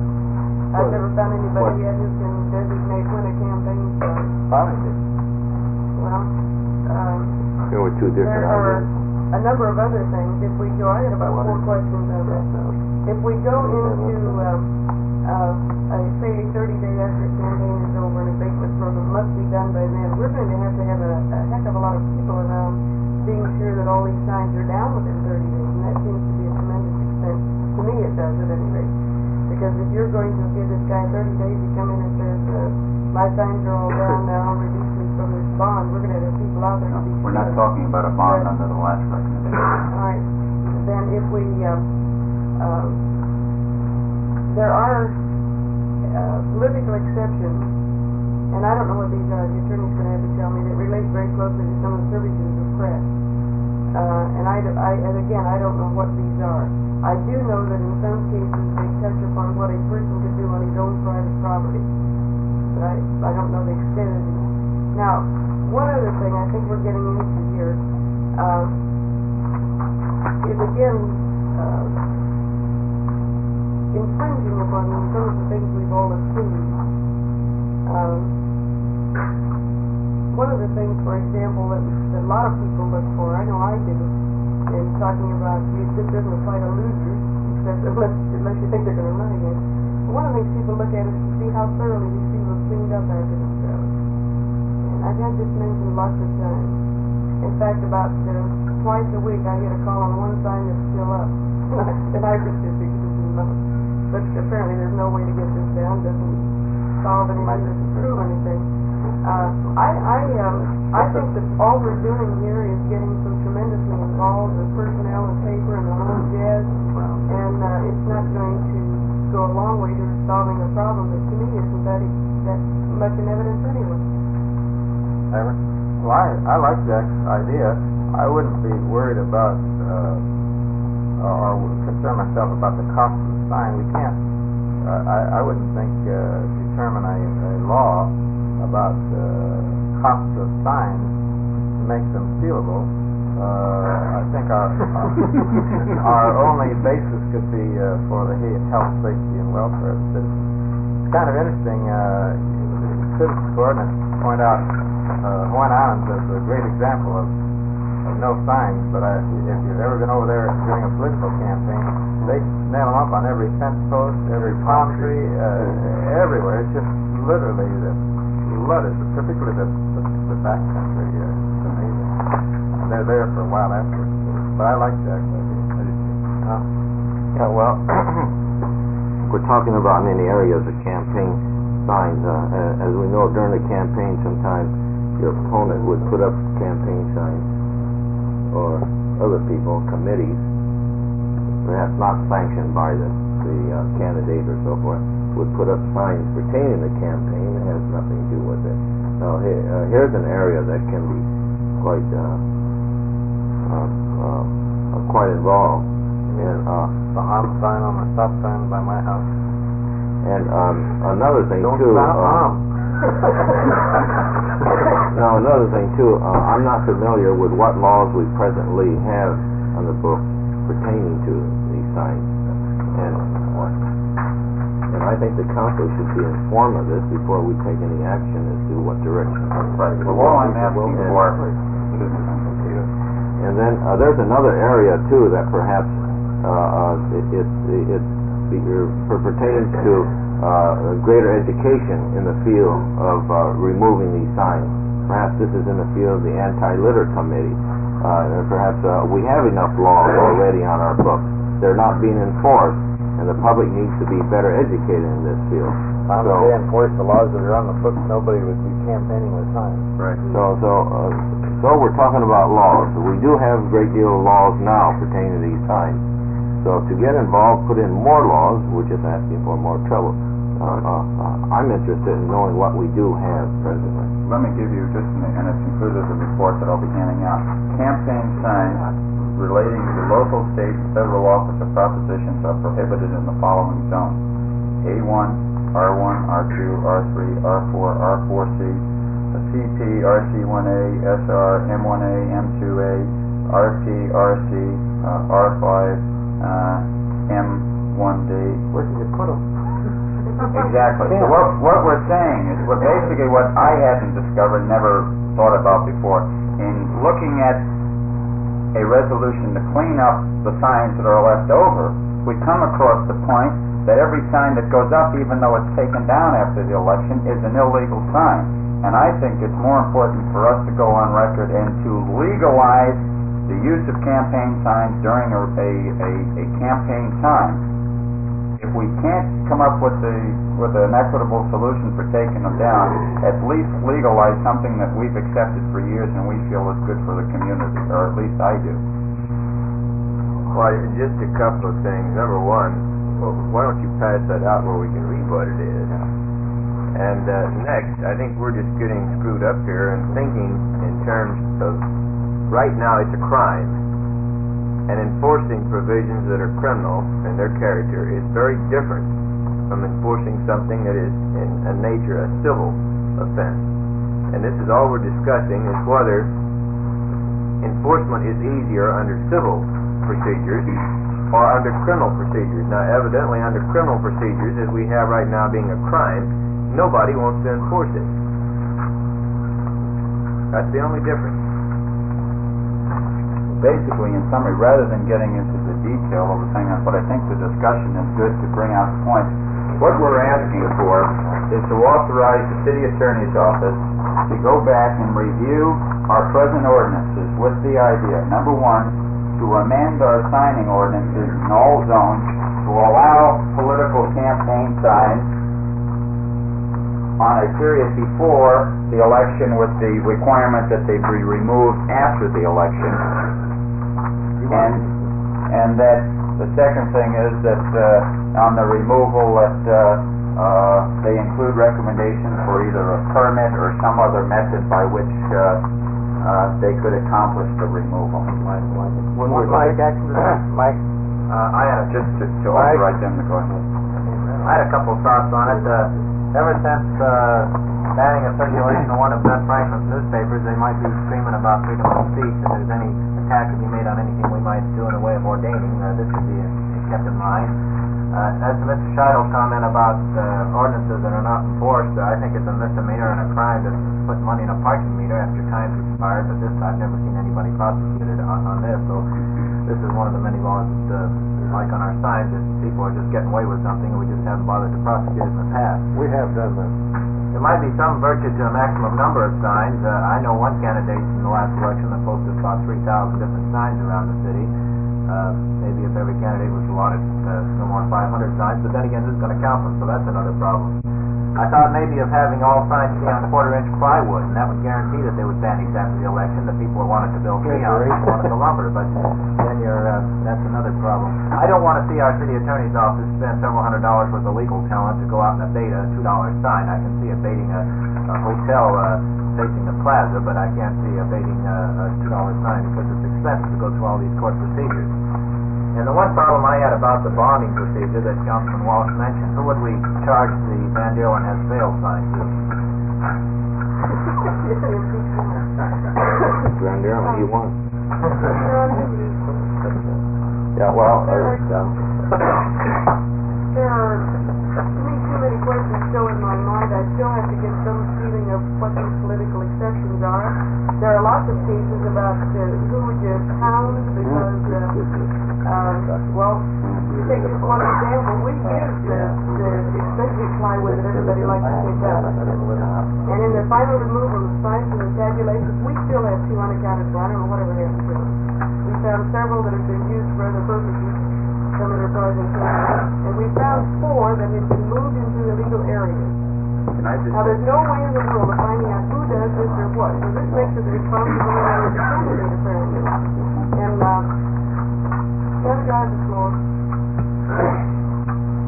I want a lot of answers to a lot of these questions before we even consider referring this to any place.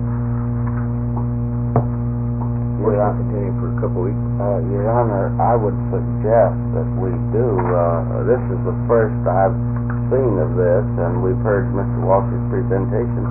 I think if we reschedule it for a future council, when we've had a chance to put our mind to this, would be better because we have an important docket. So with that, I would move that this be continued to a future council conference docket. Second.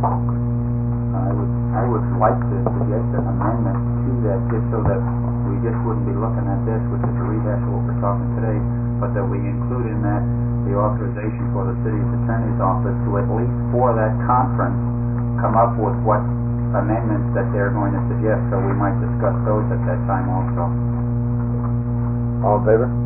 Well, I would so move that the motion be amended to authorize the city manager to proceed on the investigation for amendments to our ordinances as they've asked to be able to do in their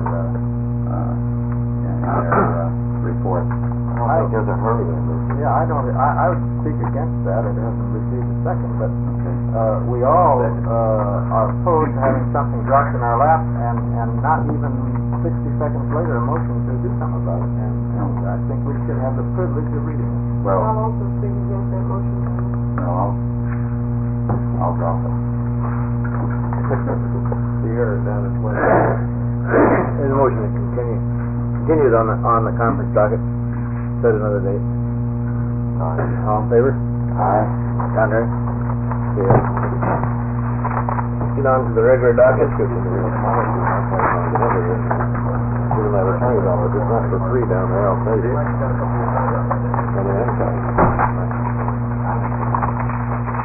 On the council docket, on the regular docket, request permission of the council to take items 107 and 108 out of order at the end of the, or at the beginning of the regular docket, at the end of the special order of business.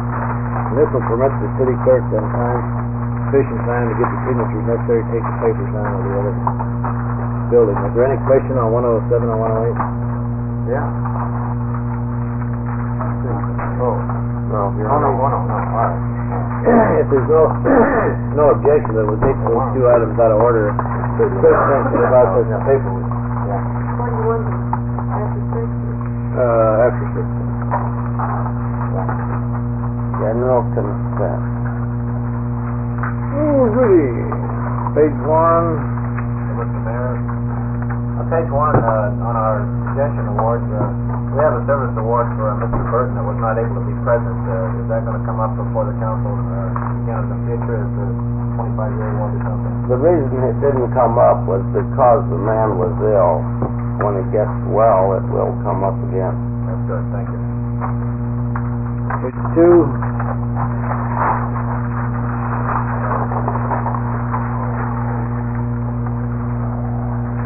It would appear that item 8 is going to be a lengthy hearing, intensive. We'll try and put it down on what we can. What's your thought on it? In the event we have to have a continued meeting, it'll have to be after 3 o'clock. Yeah. On 8, I would hope that the chair would designate someone, and very early, fact is right after the report has been given, that the clear-cut alternatives be explained on this. And what I have in mind on that is if we get halfway through the hearing, you may have a great number of people protesting because they don't know what the possibility is. In short, there is a possibility of the thing going in, they think, at absolutely no cost to the super area. This should be explained whether it can or cannot be done and the ramifications.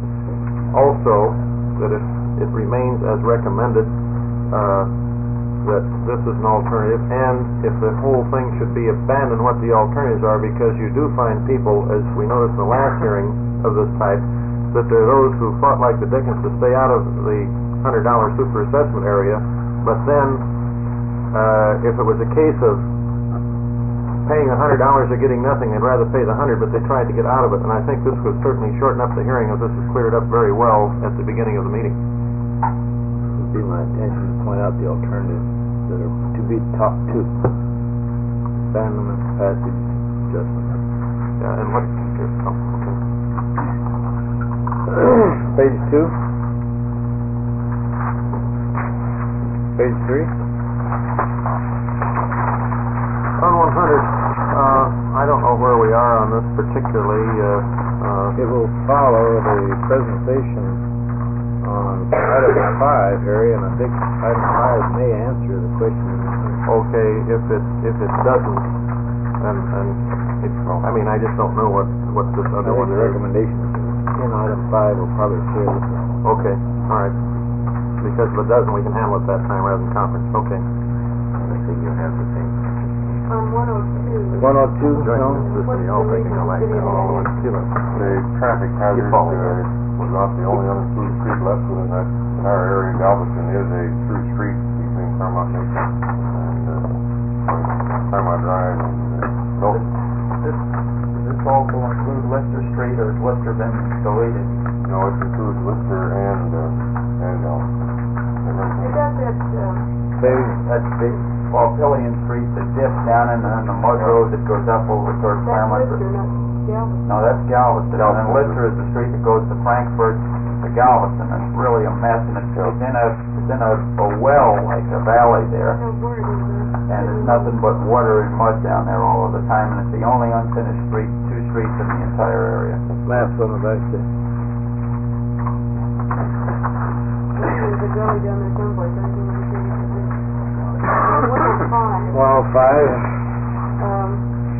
There's no attending papers with this at all. 105? Well, these are... Never is on these. Well, on there, there's a note someplace. Is this merely what it says, an extension of Yes, time? that's correct. The first one is about only 1% of the work's been done, and the about 5% of the work's been done. They're both fairly small subdivisions that haven't gotten These started do yet. not affect anybody Do not else affect except anybody themselves. else. Where is this subdivision in Bay located? Mission Valley Inn. Where's that one from? I assume Hotel Circle, I would assume. Mission Valley Inn. Planning here. We'll find it. Located at Hotel Circle. We'll get it from planning and get it from. Okay, page 4. Yes,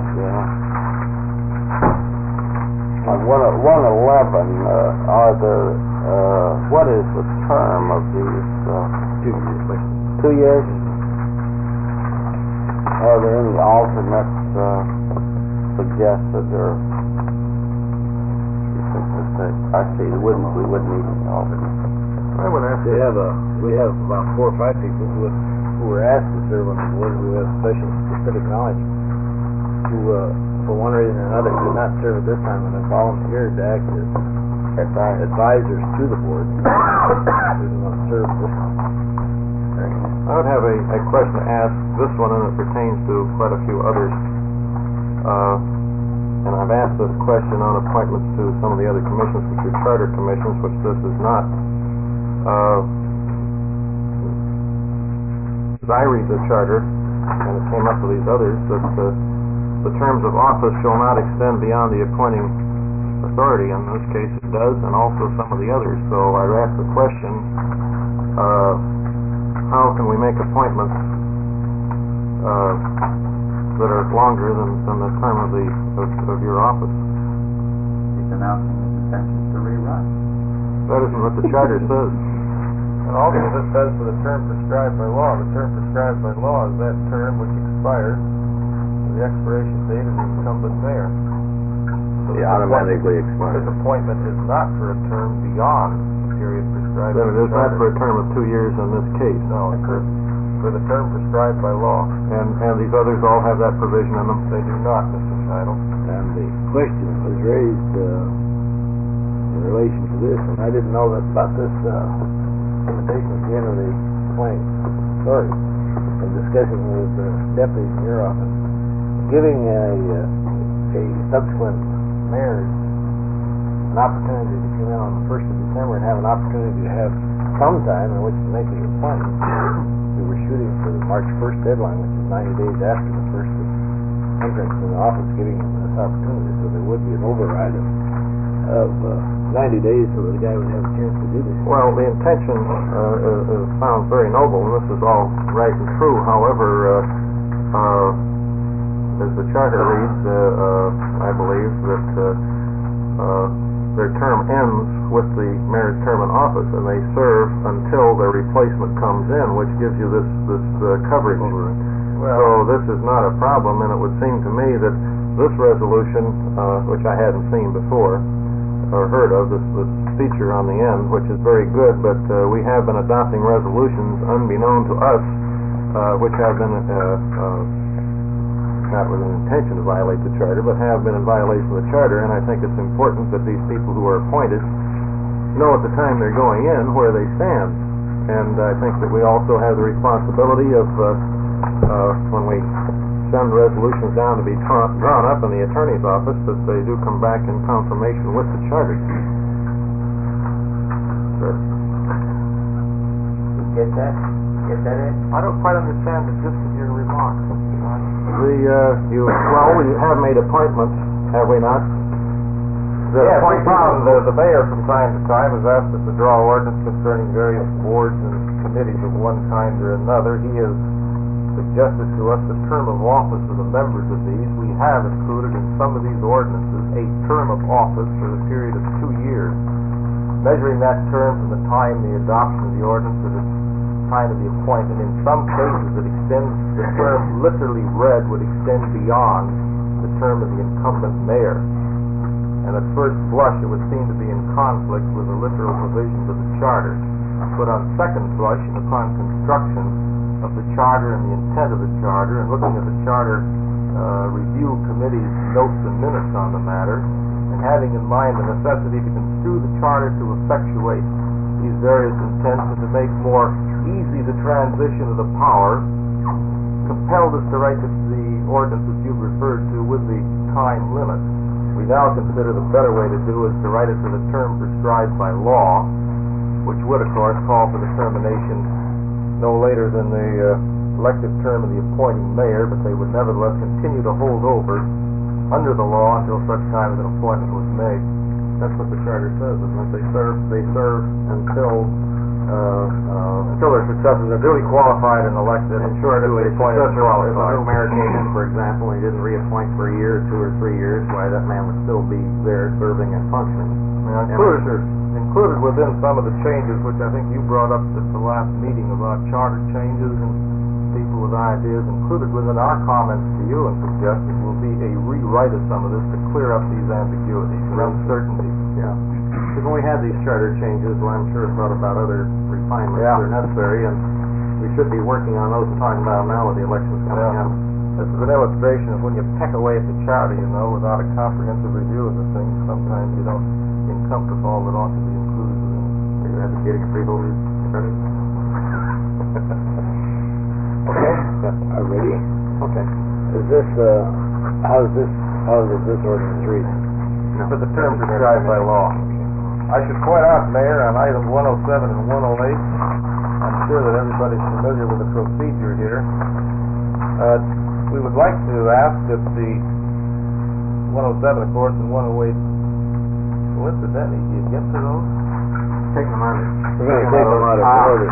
Okay, when you take them out of order to adopt both 107 and 108 over here, we would ask out of an excess of caution and to be sure that we get no gaps between the time of execution and the time of appointment, that this meeting be adjourned at whatever hour, 12 o'clock, be adjourned to meet over there in the County Board of Supervisors at 2:30, that you convene over there for the express and limited purpose of adopting 108 again after we've signed the authority agreement. To the end that once the authority agreement is signed, then the agency springs into being. Then with it being an existing entity, then the resolution making the appointment. Well, we can adopt 107 here and 108 over there. We'll adopt them both places. We're on a double barrel, I think. Might be half safe, huh? Yeah.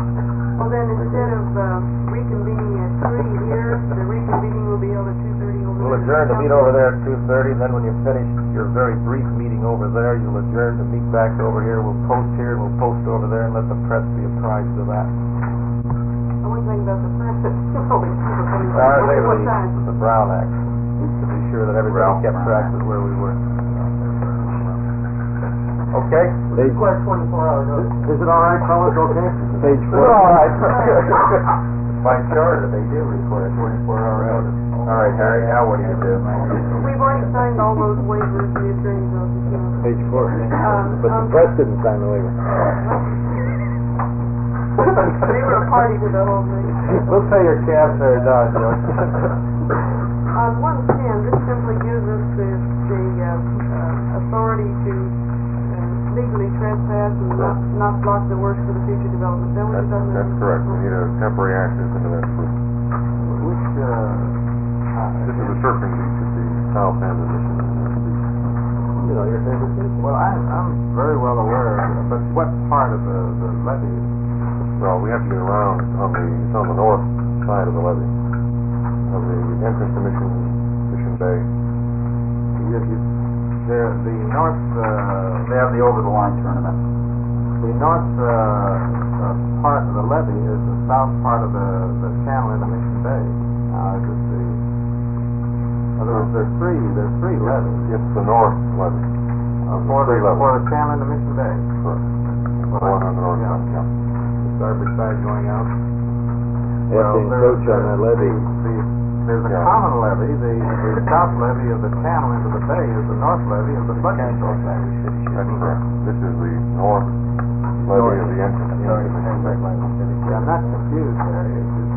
How much, the north on that, Tom, how much area is allocated for parking? And when do you have your completion date on that thing? I'll have to get the answer for you. A substantial amount of parking is provided in that project. I don't see the exact figure. I think we gave it to you.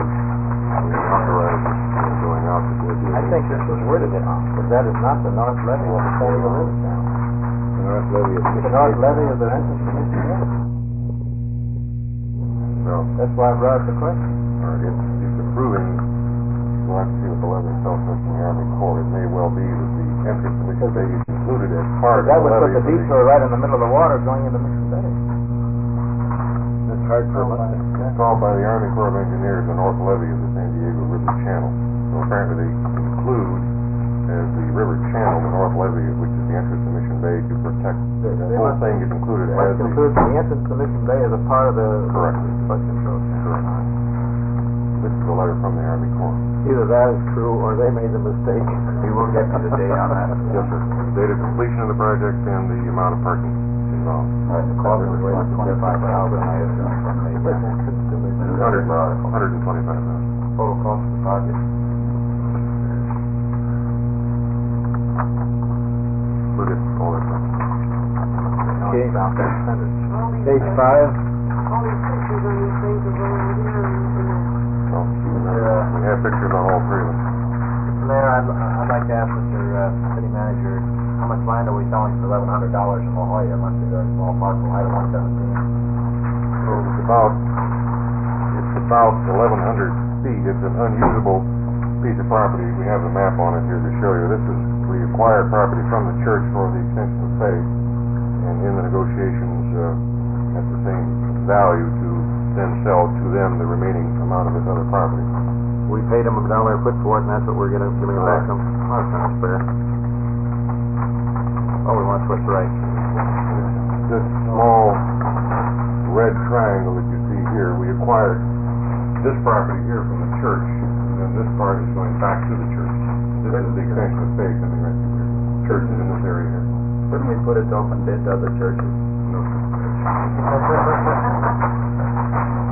I'm carrying the ecumenical household.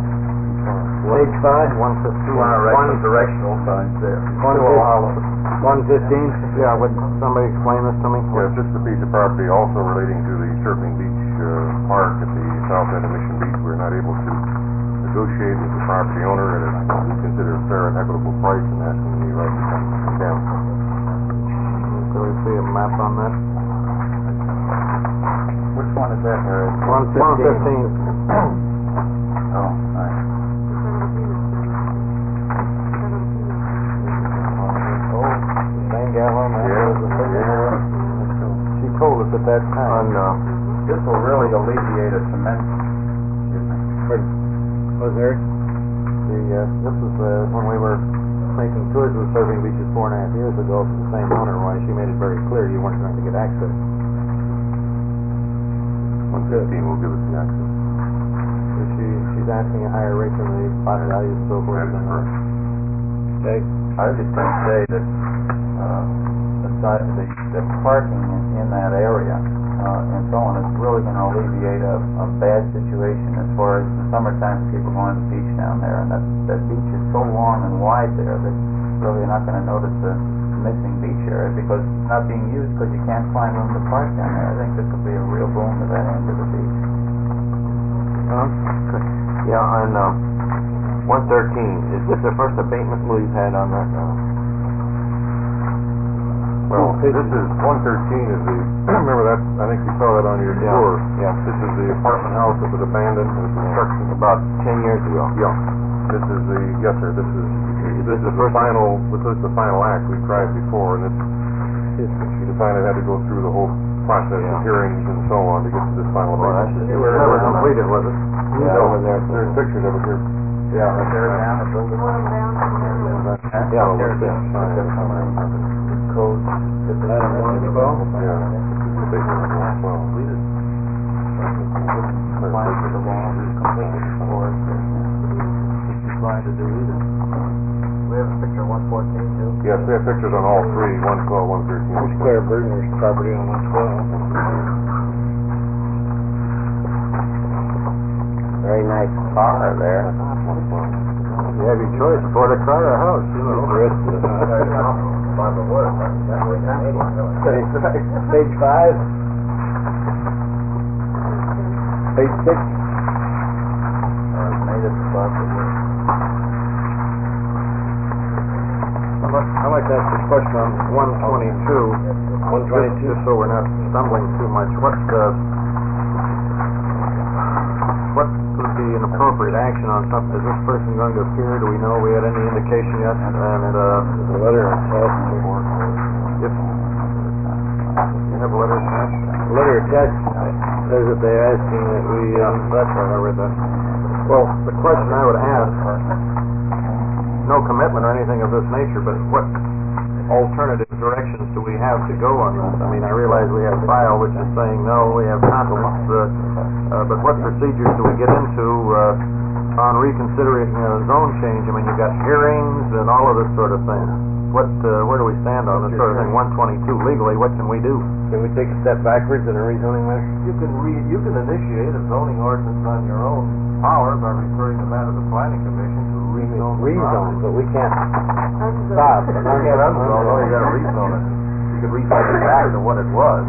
You've gotta go through the prescribed procedure, which is referring to the planning commission for the public hearing and report and back up to you. In a practical case, we would be initiating and paying for the zoning fees, waiving them of the cars, which would in effect tell the planning commission that we didn't agree with what we did before to straighten it out, sort of thing. Sure.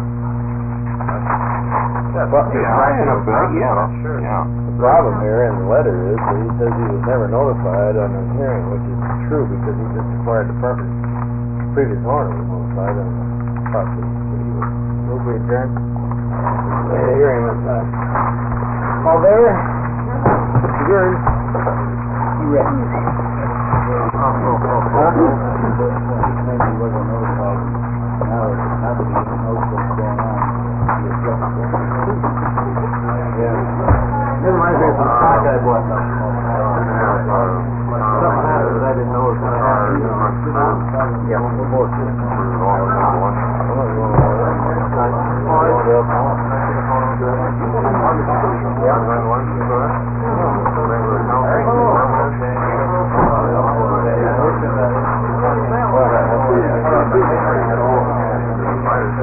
I invited you yesterday. What's the other?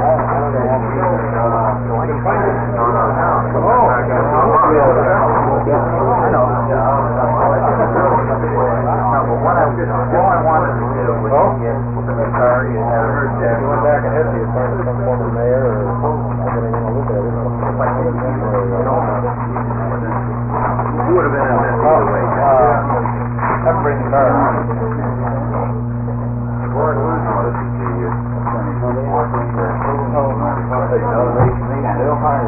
Hey, Harry?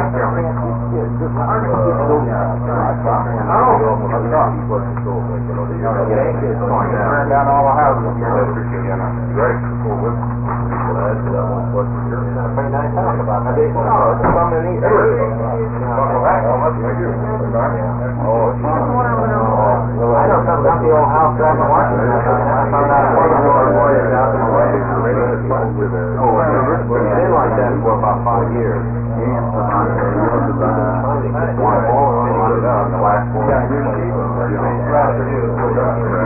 I did, I got $40,000.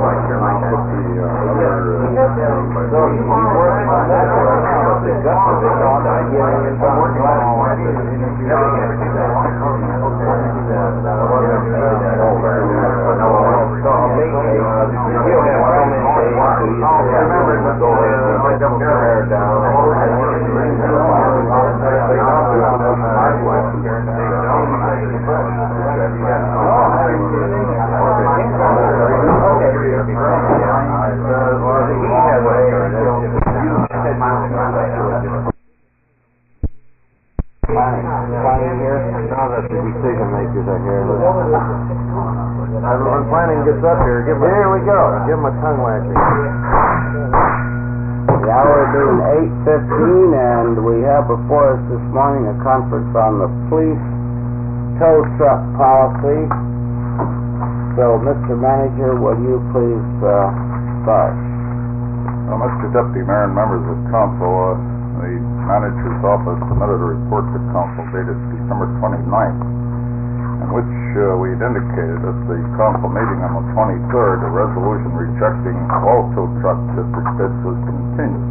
It was requested at that time that the qualifications of bidders be re-examined to determine the number that are fully qualified to enter into contract with the city. The 12 bidders whose property was lawfully zoned as of the end of the qualification period were re-inspected on December 28th and again on January 17th. And it is felt the other bidders probably could not have qualified with respect to zoning within the prescribed time period. Of the 12 bidders that were re-inspected, 8 were found to be fully qualified in 7 districts. Since then, there has been a complete study of the whole matter by our people, the purchasing agent's office, and the police department, with respect to those who had minor items in qualifying that they could have brought up to meet our specifications. And Dave, do you want to cover what you found in that re-inspection? We re-inspected the 4 lots in this column under legal zoning just 2 weeks. They had lawful zoning but didn't quite meet all the specifications otherwise. In addition, we inspected the Hilltop lot in District 13, which we found had a unusual circumstance. On the same piece of property, they had a lawfully zoned lot, and we weren't aware of it at the time this report came out, so we re-inspected that lot. And I'll go through the lots from the top here. The first one we re-inspected was Boulevard, which is the high bidder in District 3. They did not qualify by not having equipment. They did not at all attempt to comply with the classification of use requirements, which were to surface the lot, enclose the fence, solid fence, and other minor requirements that were required. So they did not comply. In District 7, Metropolitan did comply with the requirements. In District 10, Rose did comply with the requirements. In District 11, Boulevard again did not comply. They have a minimum space for impounding cars at this location, and about at least half of that space is being used for body work and other repair purposes, and not for impounding. And he didn't have any intention of using this space for impounding, but intended to have a dual operation there, and we felt he didn't meet the minimum space requirements according to the specs. District 13, while he did not have a properly zoned lot as the one he specified in his initial bid, he did have on the same piece of property an impound yard, or a yard that could be used on another piece of land a little farther to the north. This did have a classification of use. However, it was at the end of a long dirt road, which in rainy weather would not make it too usable for entrance and exit. However, specifications do not require the road to be paved, so the question of discretion and technicality as to whether we would award in that district. Yesterday, the attorney,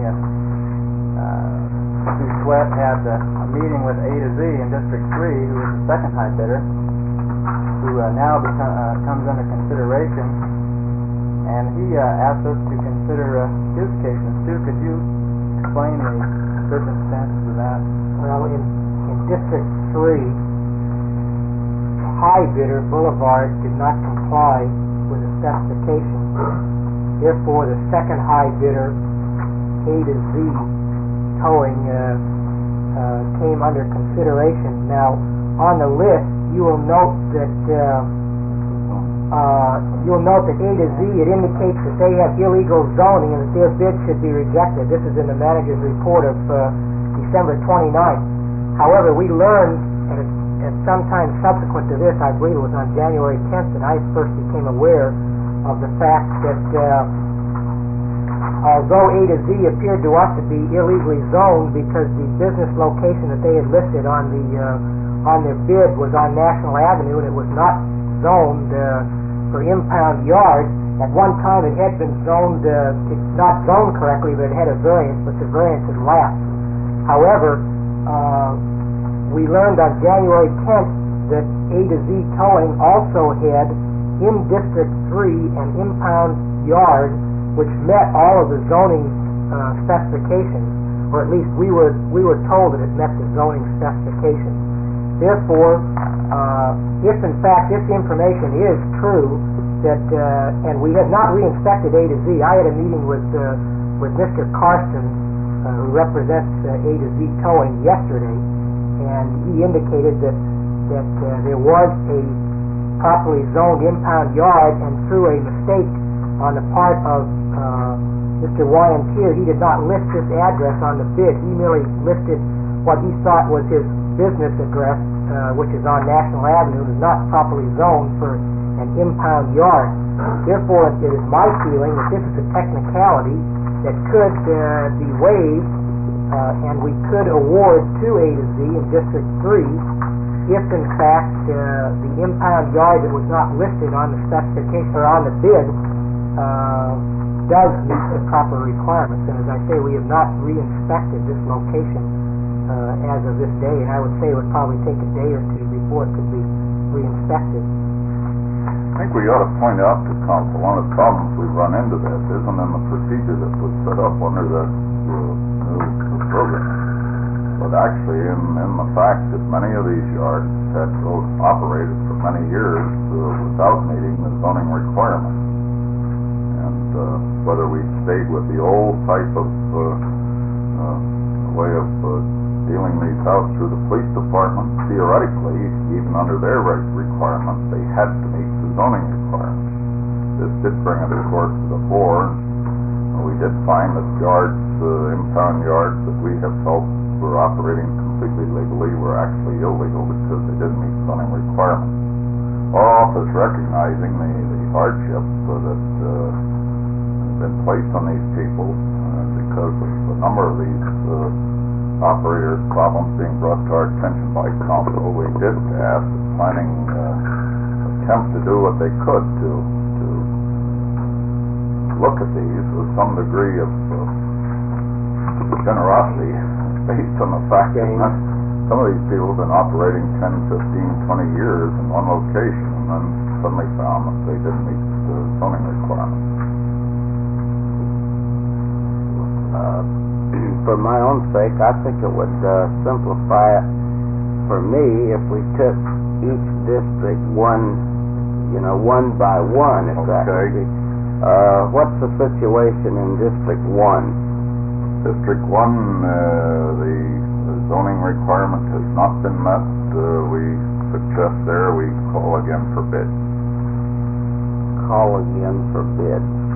Giving time for whoever is involved to meet whatever zoning requirements that will have to be met. District 2, we suggest the award be made to A and Z. They do meet all the requirements. Let me ask you a question. Let's suppose on number 1 you put it out to bid, no bidder. What's the process? Well, we have a process under this where then we assign to somebody the police towing for that district. And they don't necessarily have to be in that district. Okay. Let's listen to the policy. So in the policy, we say that in the event that, let's see here. Bottom line. Yeah, contracts for districts in which no bids are received shall be negotiated by the city manager and approved by the city council with contractors in contiguous districts or other qualified tow car operators. So what we do is split the districts, or try to find someone who was qualified to negotiate.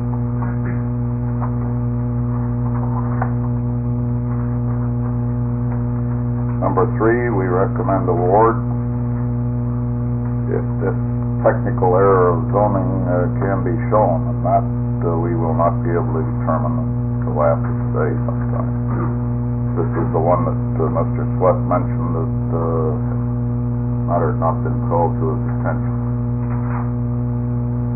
Number 4, we recommend that we call again for bids. Here again we have no meeting of zoning requirements. Did Mr. Behrman, do you care to answer about this? It's been pointed out that in some cases where the people have been in business for a number of years, and just as tow truck policy brought to the attention to zoning that maybe some of them were not in the right zone or not up to date, and the manager asked that planning give some consideration to these people that have been in business. Well, the planning department is in no position to give any consideration to anyone who's in violation of the law.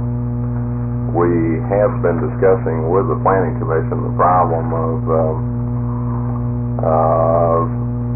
impound yards in various zones in the city. Yesterday there were 4 applications for classifications of use for impound yards.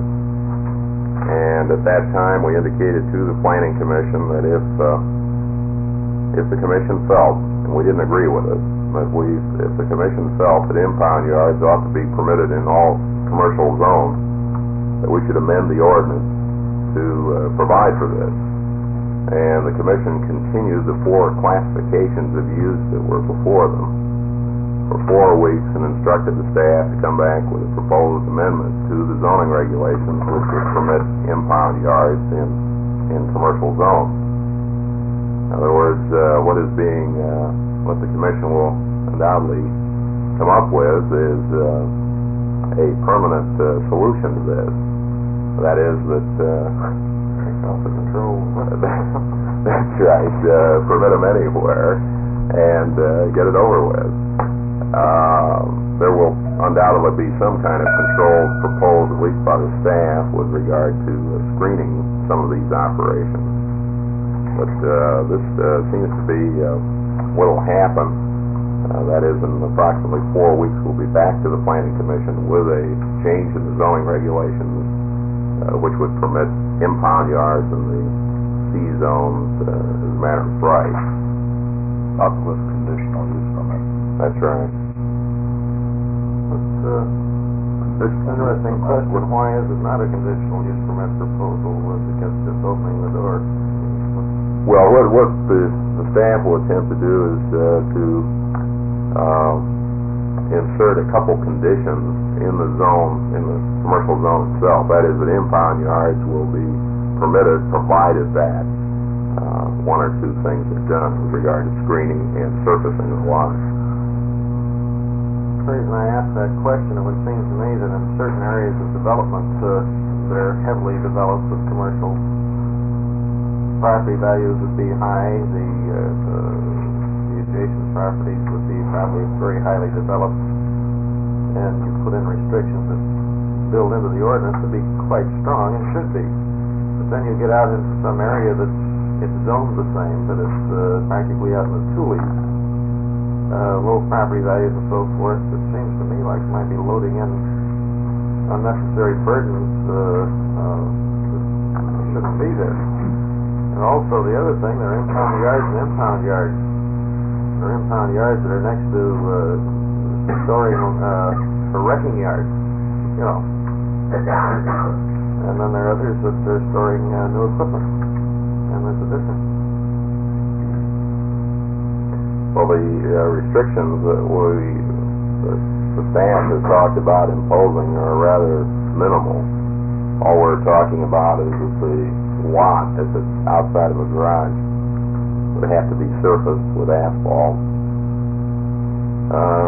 and that the periphery of the property would have to be fenced, and that there and we're going to look into the possibility of requiring some kind of landscaping.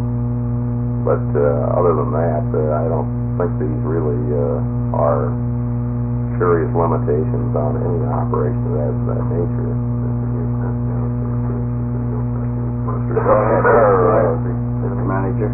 one thing it does seem to us, if we don't set this up so that there are some real controls, either through conditional use permit or something of that kind, it seems to me we're asking for the proposal to be defeated, and then we'd be right back where we are at the present time. I don't think it was good. I was just thinking of a typical situation. The city owns 2 blocks out around 12th and Broadway, right? 12th and Broadway, yeah. I'm not selling, aren't we? Right across the street, commercial property. Suppose you put in a great big impound yard there and so forth. This minimal type of thing. Do you think that's going to boost the property value?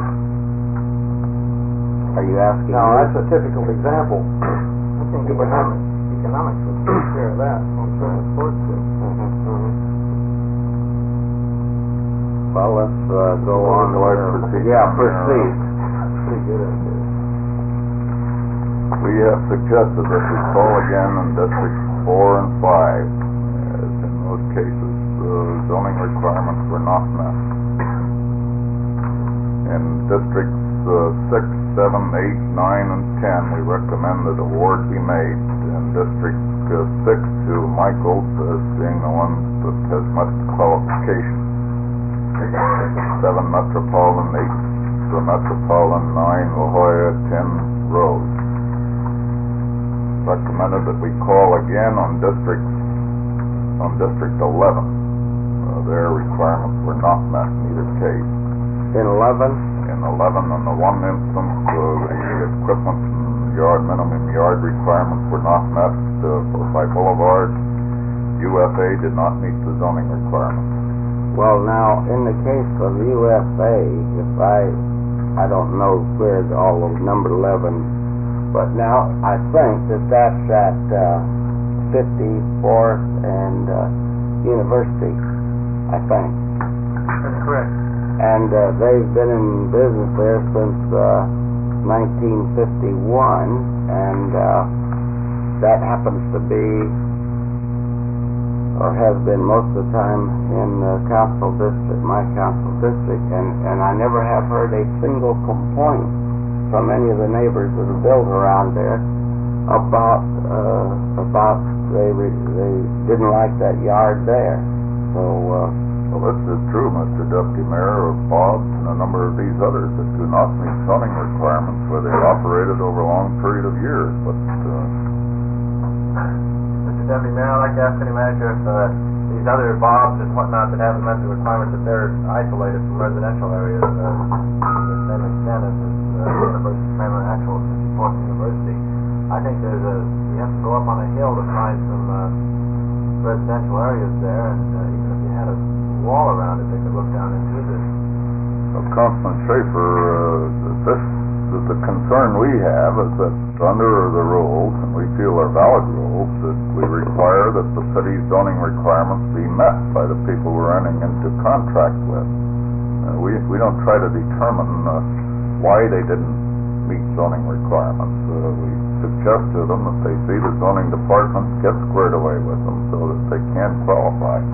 Let me ask, what zoning are they now? C. That seems to be the main problem with a number of these, because they've been in operation all these years under that, and now that we have the new requirement, it disqualifies them.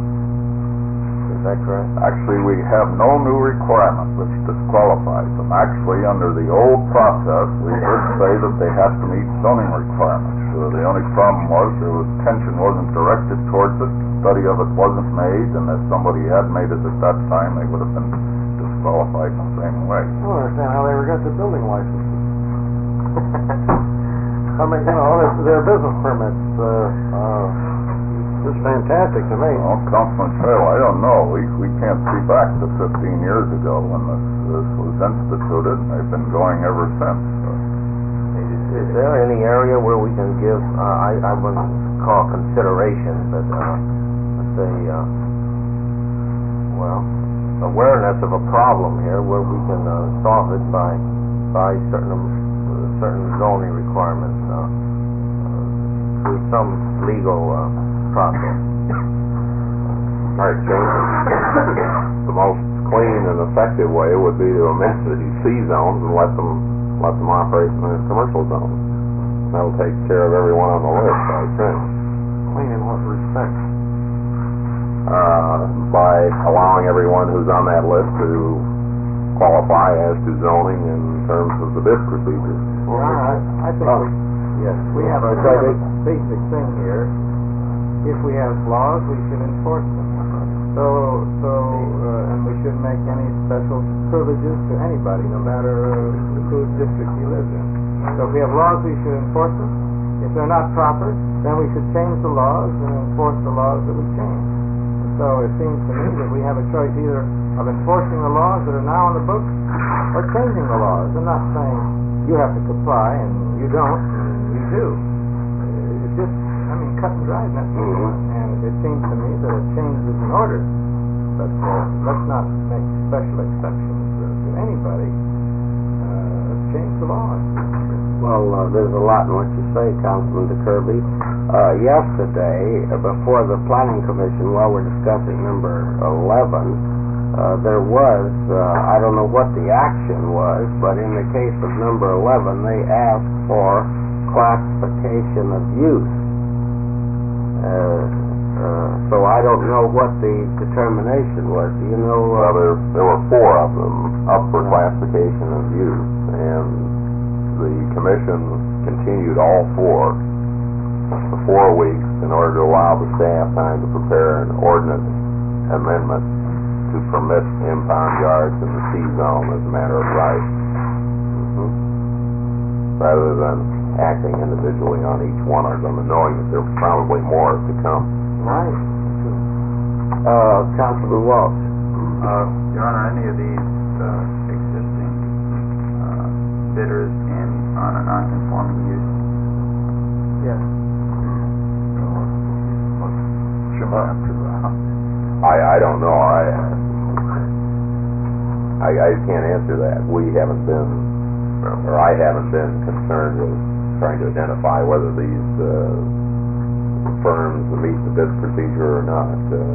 No, but what I'm saying is that if our bid procedure requires that they comply with zoning, then lawfully I don't see legally how we could do anything else but enforce this procedure, because we can't have a requirement in one hand because we'd be open to suit by anybody else saying that that the people didn't legally qualify, and we'd have to rule. There's no other way you could rule, with the one exception that they were in under the grandfather clause where these were in existence in that zone beforehand, just like any other operation, manufacturing or a store or anything else. If the zoning requirements change and place new restrictions, they have the right to operate under their non-conforming, and they are legal within that zone. That's Your Honor? Councilman DeKirby? I would suggest that this is probably the case, more the case. They might be there under a grandfather clause. They might be there under not conditional use, but the use isn't approved. But we as a city, if we are doing business with certain businesses and set up bid procedures, it's not our part then to excuse certain people and not others from having the proper requirements. I mean, they could continue being in the towing business by the grandfather clause and continue using that as an impound yard, I assume, legally, but then it would not be proper for the city to do business with them. Well, Mr. Deputy Mayor, this was checked out with Mr. Bates of the zoning department, and I believe there are some of these we felt qualified. Probably they're non-conforming. They have to be legally a non-conforming use then. Mr. Attorney? Mr. Deputy Mayor, it's my understanding that the law is that if you have a non-conforming use, in other words, if you were there before the zoning requirement was set down initially, then you have a non-conforming right. And it's my understanding that none of these people that we're talking about were ever there before it was zoned in a way that they don't meet the zoning requirements. In other words, I don't believe any of them are there by virtue of a non-conforming use. I say what basis here went into all of that. We leaned on his shoulder and not because he's the man in that. Do you have something to say, Mr. Bates? Yes, Mr. Mitch, there are two of these under consideration that are truly non-conforming. One in South San Diego and the other one in the Glenville area. They were existing at the time of annexation. Well, I would, The Councilman Walsh? Following up on it, I think that as a non-conforming, because we buy sand and gravel from non-conforming plants, if they legally qualify as a non-conforming use, I don't see how. We've considered them qualified. Oh, okay. You know, all the ones that you drop from a bid and do not qualify under the non-conforming ordinance. Councilman Scheidel. A couple of things disturb me. Number one, I can see in the tow car business how a man can just grow into it like Topsy, have a garage, end up with a tow truck just for his basic repair work, and then all of a sudden he's impounding and he's in the towing business. And it didn't start out this way, and I think this is one of these natural things that can develop, and I think that's probably why they're in this box. But I don't go for this idea of, well, we can clean up the whole problem by allowing it to use the zone, because what we could do is take every illegally zoned use that's in a particular zone and clean the whole city up by just eliminating zoning. This don't seem like the way to do it to me. I would think certainly in a type of business, and this appears to be quite unique in a business, in that the zoning and the storage and this sort of thing, I haven't heard any reasons why conditional use permits wouldn't be a better way of handling tow truck service, because the type of business that they operate, the locality that they're in, certainly the same problems aren't going to prevail in South San Diego down near the border as would happen in La Jolla. So I just don't see where you can handle it on a cross-sectional basis properly, and that's all. I'd like to hear a little bit about that. I agree with Ivor. It should be legal, it should be enforced, but I don't know about this opening the C-zone bit up. Well, the department position is that the C-zone shouldn't be opened up, and that we should eliminate illegal uses in the C-zone.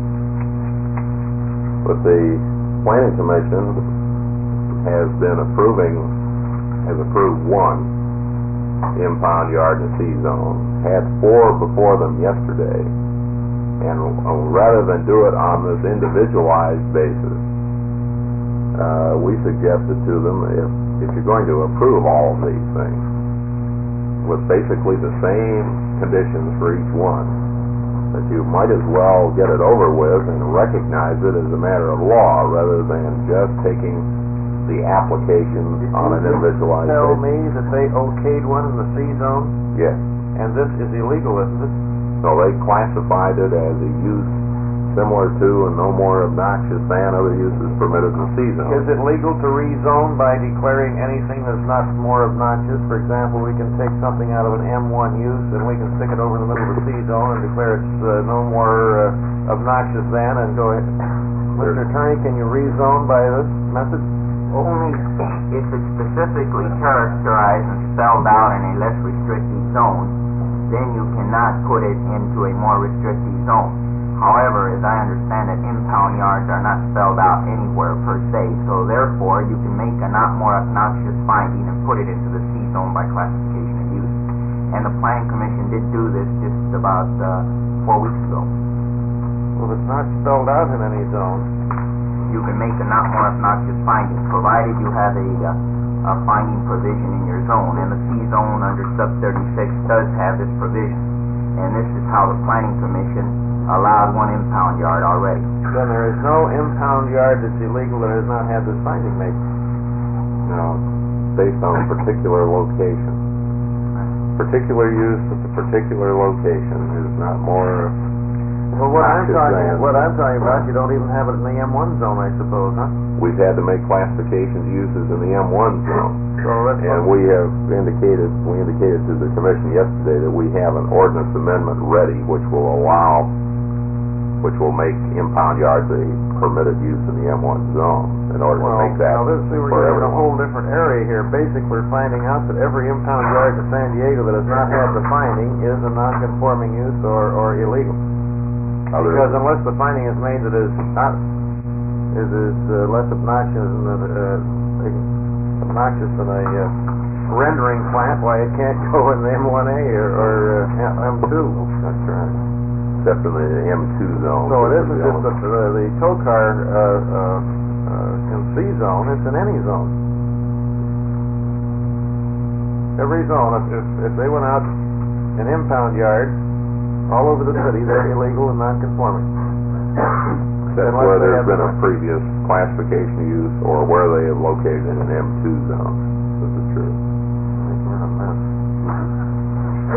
Now, Mr. Manager, in the case of District number 11, if I understood you correctly, you said that now you recommend that we go out to bid again on that. That's right. We allow a time interval, so we call for bids to permit some action in connection with the zoning problem. So these people are not going to be faced with the same picture all over again. Well, then what happens in the meantime? In the meantime, we'll have to work out by negotiated agreement service to the area. Point of information, Mr. Manager. What Councilman Morrow? What is the basic difference between I see these bids range all the way from $3,000 to $25?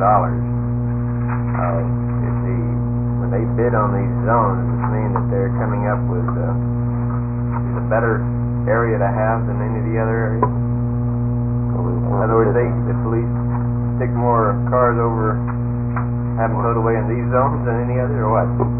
No, I wouldn't say that. You can see bids here in the same district of 3,000 and 100. District 11, for example, bids for $3,100 and $111. So this is what the operator felt that he wanted to bid on it. I don't know his thinking or reasoning on it. In District 11, is the $3,100 bid still good? No, that did not qualify. It didn't qualify, so you can't go to the $111 bid because we haven't had the classification. It don't qualify either. I agree with Mr. Shadow. We're in a mess. Well, Mr. Deputy Mayor, let me say that certainly from an administrative standpoint, I think it's good we did run into this, and that we should take some action as a city government to work this thing out so people are either operating legally in this business or else are not in business. We can't just close our eyes to it and say let's continue in the old-fashioned. If there is a problem of meeting the requirements of our own municipal code. It's just what I said a moment ago, the mess we're in is because we haven't enforced the law. So I think what the procedure that is being recommended here is giving time in order to these people comply with the law, giving time so that the council and the commission see so fit to change the law. And we shouldn't have laws on the books that we don't intend to enforce. And if they're too strict, we should make them less strict or more lenient, and then enforce them on that basis. Well, Councilman DeKirby, you mentioned time. What period of time did you have in mind to allow them to comply? Well, I am not making these recommendations, but when the manager says that they will, on a temporary negotiated basis, handle the towing in these areas until this is straightened out, I assume that the planning commission has held off for 30 days, making a decision on the 4 that are before them. under our present procedure, it'll take somewhere between 3 and 5 weeks following that for this to come before the council. This is an unsure time. That's the procedure now stands, and we hope to change that. So it would appear that it'd be about 2 months minimum. That's right.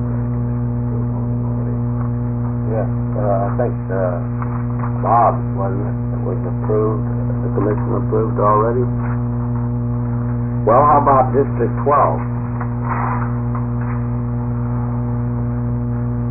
District 12, Johnston's meets the requirements. And are you recommending awarding Recommend that? award, yes. District 13 is one which we do have to check. Was a technical error in this. We'd like to check it out, and if possible, we would recommend award there. District 14 and 15, we recommend award. They do meet our requirements. So the city manager is recommending 1, 2, 3, 4, 5, 6, 7, 8 go out to right now. 3? 8. 3 is supposed to go out? 3. 2 to A and Z, 3 to Heading inspection. 2 is a question mark, yeah. 2 is still a question mark. Does the next Oh, no, 3, I'm sorry. 2, there's no question on. 3, there's a question mark on. question mark on A and Z, is that it? Yeah, there's a question on there whether they do meet the zoning requirements and the technical problem that's involved, or they have 2 yards and one of them might meet our requirements. We have not had a chance to check. How about District 5? District 5, somebody just mentioned that Nobody qualifies. Bob's service has met the requirements of zoning. This The was the planning only thing that commission they has had not met. approved it, by saying. Right, but I think the council has to approve this, and I'm not sure that the city council yet. Oh, I see. And on a temporary basis. So. Mr. Deputy Mayor, I might point out that in that District 5, and in some of these other districts, they may be legally zoned now, it is true, but when the bids were evaluated initially, after they were opened on October 28th, the decision was made to consider them not qualified if they were illegally zoned at the time the bids were opened and were illegally zoned 2 weeks after the bids were opened, which was the original time limit in which they had to become qualified. Now, therefore, they were not legally zoned 2 weeks after the bids were opened on October 28th, and so at that time the decision was made to reject the bid in that area. And perhaps there might be others besides just Bob's who are now legally zoned and who now could be awarded a bid, or who when they rebid the second this next time we go out to bid will be legally zoned. But somewhere there had to be a line drawn between so that this thing could be moved forward with, and trying to award and reject and re-advertise for bids and start all over again. And so the decision was made, if they were not legally zoned 2 weeks after the bids were opened, then we would have to go out to bid in that particular area the next time around. The question that comes to my mind is how the 2 weeks was decided upon, because I've never seen anybody in the city of San Diego be able to get zoned or rezoned in 2 weeks. Well, some of them were in process, asking for classifications of use. The bidding procedure stimulated a great deal of zoning activity in this area, and many of them were aware of certain deadlines and submitting applications for classification of use and that sort of thing. So you're not recommending going to bid on 5 then? I mean, you're not awarding the bid. As I read this, we're new bids on 1, 4, 5, and 11. Question pending inspection on 3, and a checkout on 13, and the rest are awarded. So there's 4 going out to bid, 2 questioned, and 9 awarded. I guess I've got 8 down here going out, but going out to the award, but maybe you have included 5. which I haven't. No. 2 will be awarded. 6, 7, 8, 9, 10, 12, 14, and 15. That's correct. 3 and 13 are to be checked. Did you say 7? 2, 6, 7, 8, 9, 10, 12, 14, and 15 would be awarded. Correct. And 1, 4, 5, and 11 would definitely go out to bid. 3 pending inspection that may or may not be awarded. And 13 needs to be checked out before.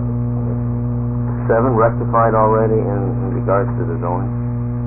Yep. So the record would be 9 wins, 4 losses, 2 ties. I still haven't Councilman Scheidel. I still haven't received my answer on this conditional use permit as against rezoning, because just as soon as you make the finding that something is no more obnoxious then everybody's automatically entitled to it. I mean, how can you deny them that are in a C zone? So with this, it's obvious that if this finding is made for a C zone, then what you're doing is saying this is a proper use in a C zone, which, again, it doesn't seem a proper thing to me, and to lead these people down Primrose Path and then find that we aren't going to do that, or we get right in the middle and recognize our mistake and chop them off. This isn't going to be right either. Now, if this is the right way to do it, that means there's no other way of doing it. Now, is there a better way of handling it that would be more proper, that will stand up and do a better job? Mr. Chairman. Well, you can, there are 3 alternatives. 1, you can continue to consider these on a classification of use basis, which seems to lack a certain amount of consistency. Once you've made a classification of use 2 or 3 times for an impound yard, a C zone or an M zone or whatever, you're really saying that you can approve it virtually anywhere. You've established a pretty good body of precedent, I would think. The second way would be to amend the M zone and or possibly the C zone to permit impound yards as a matter of right. This is what the commission has underway now. C zone, C1A, and so forth. Right. C, C1A, M1, M1A. The third way would be to permit them in, say,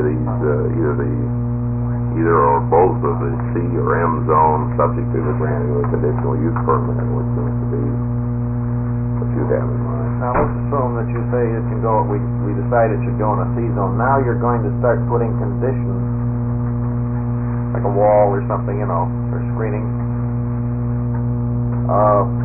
As various uses slip into certain zones, are we going to have the combination conditional use permit and rezoning and struggle impound yards? They're going to have to grow trees and put screens up, and if we have a billiard parlor that goes in, well, it has to have umbrellas in the backyard sort of thing. I mean, No, it's fairly common in many zoning ordinances to treat an outdoor use, like a contractor's storage yard or an area for open air sales and all that, differently than uses that go inside a building. It's fairly common to require a wall around an outdoor storage yard, which is what an impound yard is. I've got to ask a question to you, Mr. Fairman.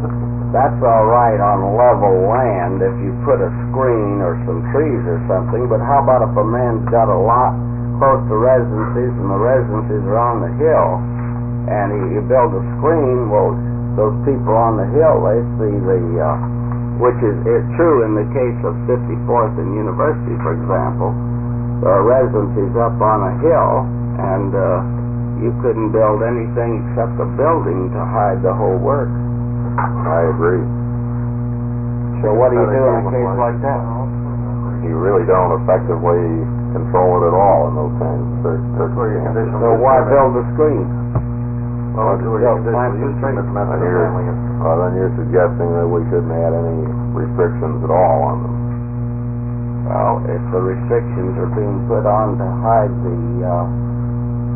hide the business itself, I think that they could spend an awful lot of money and still not achieve what you're suggesting. May I make a comment on that? The restrictions are eye level restrictions, and the fact that a person happens to be fortunate enough to be on a higher elevation is his own shortcoming or his own advantage, however he wants to place it. But to have these impound yards not fenced and not screened, we'd have a pretty messy looking city. And one of the biggest things for requiring a fence is, after all, there are some cars that are impounded at the direction, a private citizen's car is impounded at the direction of the police force, and it's not fenced. The citizen comes back and finds his car stripped. We have not protected the citizen's property, and this is the reason for the fence. And you leave a car out of an impound yard for a week or 10 days, it's going to be stripped. If it's not fenced properly, even then. But we provided Councilman Sturby in the bid qualifications that they have this type of thing. The thing is necessary to protect the automobile. Yeah. However, it's being suggested. Are you opposed to conditional use permit? I still haven't really got it on this thing. Well, no, not really, except that it involves a very small number of businesses actually, and to like hospitals sanctify the whole thing, yes, but these, in our opinion, the planning department's opinion, these uses belong in an industrial zone.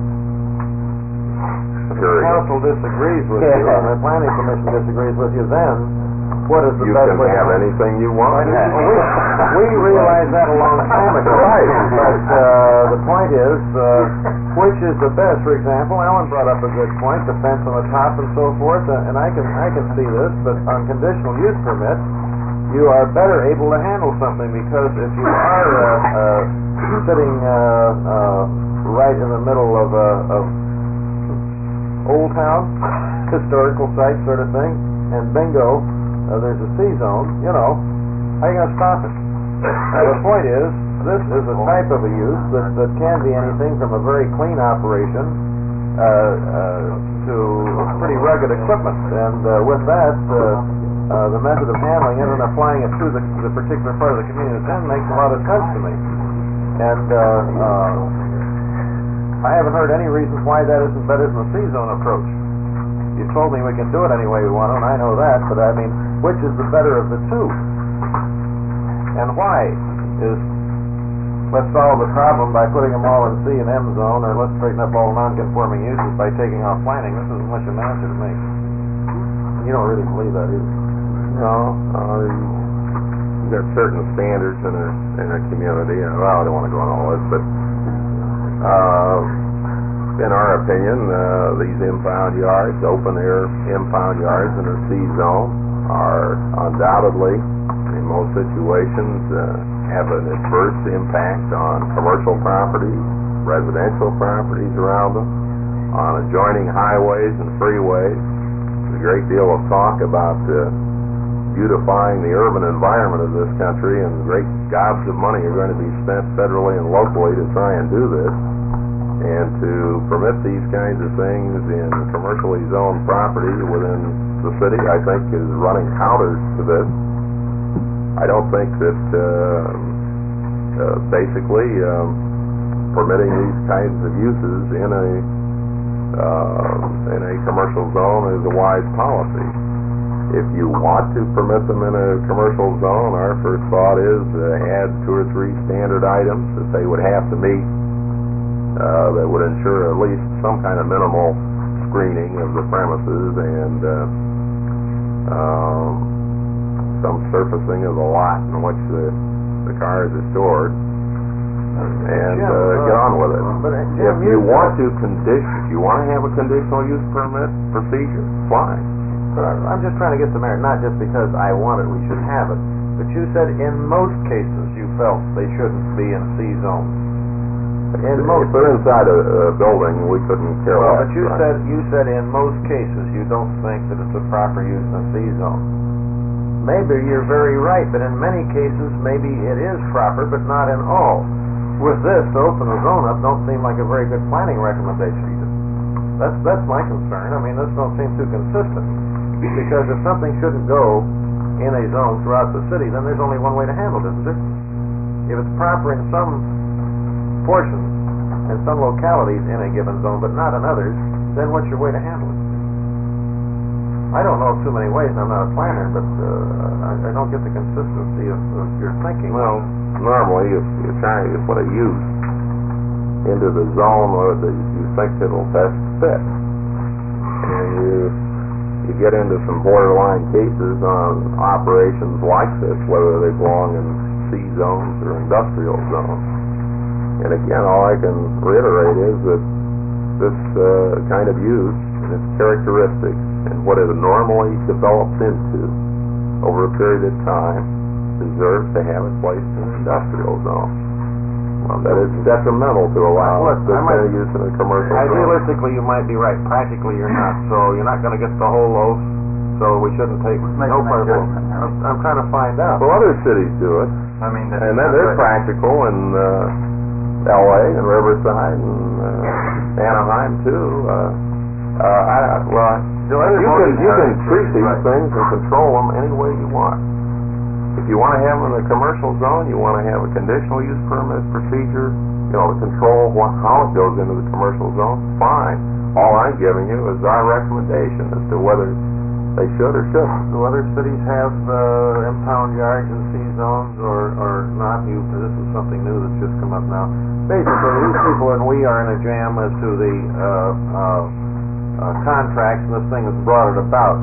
Now, to take and foul up planning just for something of this nature, I'd rather say, okay, let them operate the way they've operated the last 5 years or 10 years while we solve it, but to completely break down planning to solve a temporary problem for a few people, and that's what it is, doesn't seem like the right way to handle it. And if we start by the Planning Commission saying, well, it's a classification of use, and unknowingly get into this thing, we might find ourselves in a great deal more trouble than we've created for ourselves here. And I would certainly like to know what other cities are doing and the reasons for it, the problems that we can get into. Well, let me ask a question of management. What type of problems can you see it creating from the management end, whether we have planning and conditional use permit or throwing the whole plunge on this thing? Well, it's our opinion that it should be done by conditional use permit because there are many C locations where obviously an impound yard would not fit. Looking at it from the other standpoint of saying it should only go in industrial areas, I think we would run into some rather severe practical problems in that we attempt to set this thing out by districts to give service to the public. That's possible. And these impound yards, an essential part of this is towing service to the public. And unless we're willing to create in each district some areas of industrial zoning, we couldn't give that service. And we have in our district setup, I would imagine that not over 30% of them have industrial areas located within. So we would run into some severe problems actually in our layout of towing service procedures by districts unless we permitted this type of thing by some means with some real controls in C zones, or else rezone land to industrial use to permit them if we stuck to that before. Councilman Schaefer. I have a few questions. First of all, Mr. Manager, a cyclone fence is now not proper coverage. Is there a solid fence on that? Yeah. Could a cyclone fence with some type of covering other than brick would qualify the way? On this, calling your attention to this contract, we have a police towing agreement that is going to be executed between all the people that we do business with in the city. I noticed here that the contractor has exclusive rights to all police requested towing, including private motorists and city-owned vehicles. Yet the city shall not be liable to pay any charges in connection with the towing and storage of any vehicle now owned by the city. So the city is getting free towing services out of this operation, Mr. Manager. I'm looking at item 1 and item 9 of the contract. Well, I don't know, Councilman Schaefer. I haven't reviewed this contract for some months now. We did go into this in detail. Council discussed it, I think, at 2 conferences, and a determination was made. I don't know of all the detail of it. Councilman, are you through, Councilman? No, I'm not, Councilman, or Deputy Mayor. I think that's a typographical. The word now means not, I'm advised. Another item. Thank you very much. Are there any other corrections to the ordinance that we don't know about now? Mr. Manager, I noticed that all notices sent to the city should go to the chief of police. That means preferable than sending them to the city concourse or the city manager's office. I think all these contracts ought to be sent to Schaefer before they come to council. No, I don't want to. What else, Councilman Schaefer? I wonder if these amount of the bids are for how many years? I know that they talk about annual installments. Is this $50 a year, or is this for a 5-year contract? Stu, you want to answer me? The bid is for 3 years, and the amount bid is annually. X number of dollars per year for 3 years. And the minimum liability coverage, I noticed there's $50,000 for property damage. That isn't being high next to the junk car. We don't consider it unreasonable. This liability is the liability aspects are in connection with doing the business that they're doing, not necessarily just the amount of the cost. All right, I think as a layman, I'm entitled to look at the contract. So if I can read it. Councilman Morrow? Well, number one, if these businesses were doing business now in the area, we wouldn't have to rezone that industrial or something. They could continue doing business as non-conforming use. We have always followed a policy that we will not do business with a firm that is existing illegally within the city. Now, Well, you missed the first 15 minutes of the conference, and if you want to go to the first 15 minutes, you can... We were talking about industrial use Well, I know, but you as missed being the the first 15 zoning that minutes. came in. Well, let me cover 3 points. Number one, we indicated that those uses which were non-conforming under our zoning ordinance, we weren't disqualifying. In fact, we have qualified them, recommended the board to them. Now, those uses that came in after zoning were adopted, and in which the planning department has indicated to us that present operation of an impound yard is illegal, we have not recommended award in those cases. And under our old procedures, we would not have been able to do business with them, because the general policy of this council and of the administrative offices of this city is that we don't deal in any case with an operation that's an illegal operation. Good point. I asked the question, which I think you probably missed the whole point. And I think either Mr. DeKirby missed the whole point or he wasn't listening. The point was, Mr. Fairman indicated that we should go to an industrial use zoning. These should be included in industrial uses. You made the point that we can't do this because we don't have industrial uses within each of these zones. Right? Because we can't have it in each of these uses, these places that we don't have, they can't continue operation there, or we'd have to rezone them to industrial use. I say they would continue to be operating under a non-conforming use if we change the requirement here. Am I wrong?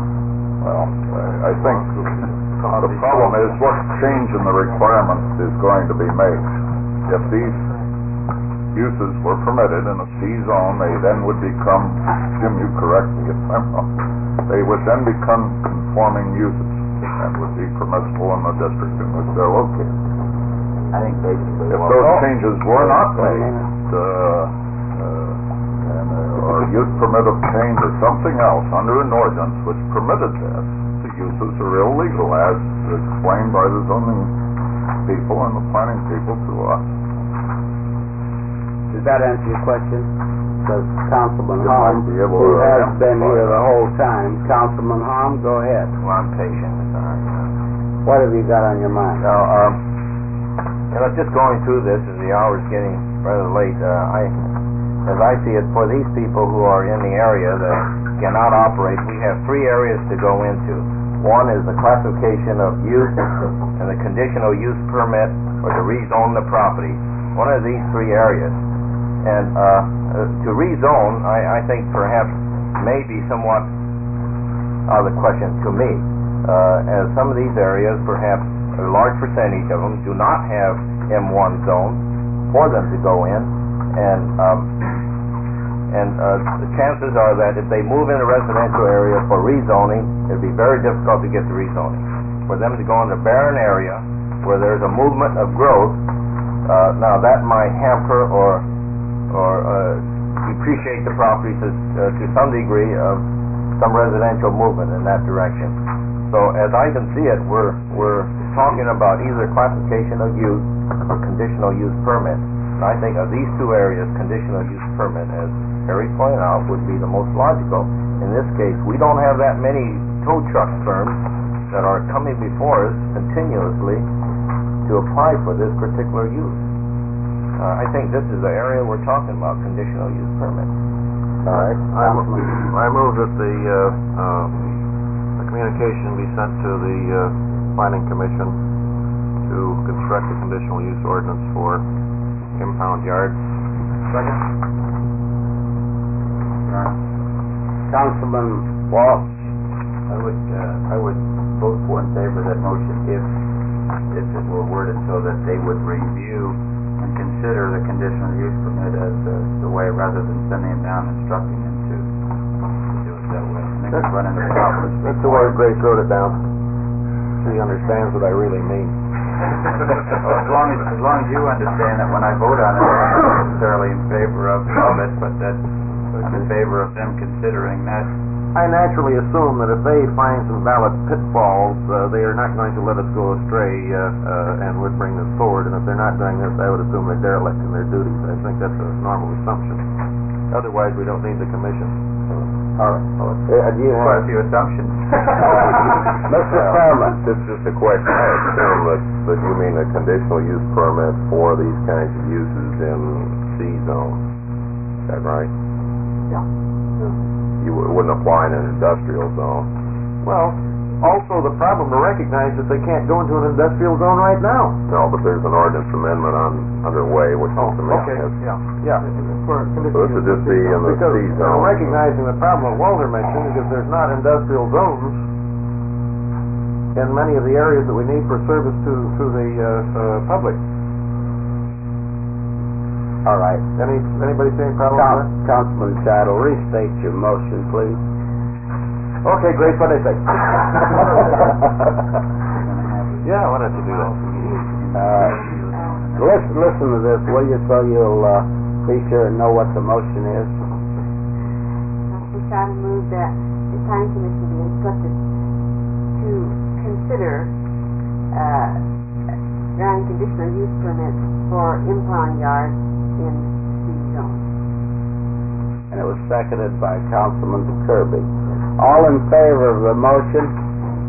Aye. All opposed? The motion is carried, and that shall take place.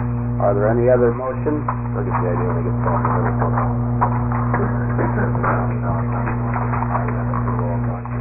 The next, Mr. Deputy Mayor, may I ask, do you want us to proceed now to bring before you the award on these 9 and possibly 11 districts, and with a request that we be allowed to negotiate with the existing operators in the present districts until this planning matter is solved? I would move that the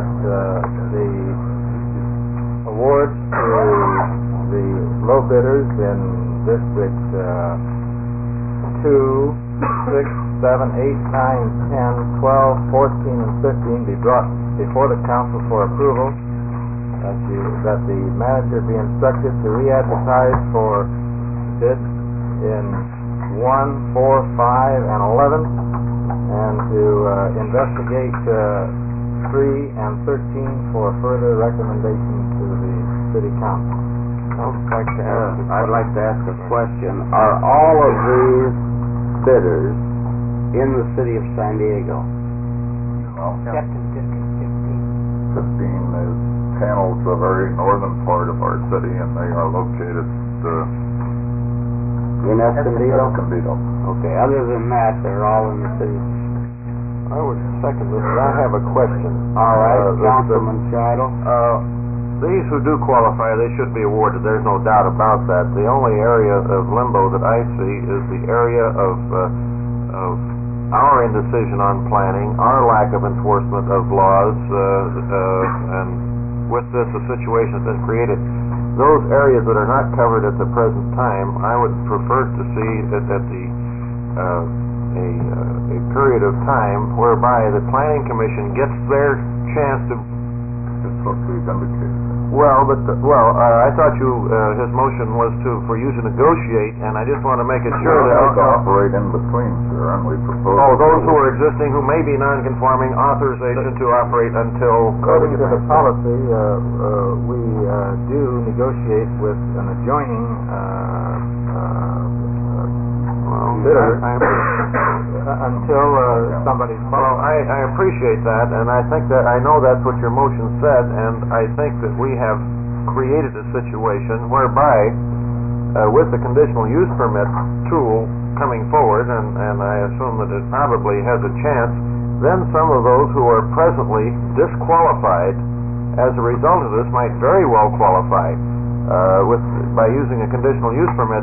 Consequently, what we're doing is, if your motion carries through, is telling the manager, okay, we're going to cut the pie up on 1, and we're going to split it between 1 and 15, and these poor fellows that are in 1 aren't going to have a prayer to get into the thing until the contract comes up. I'm sorry, we did not recommend that.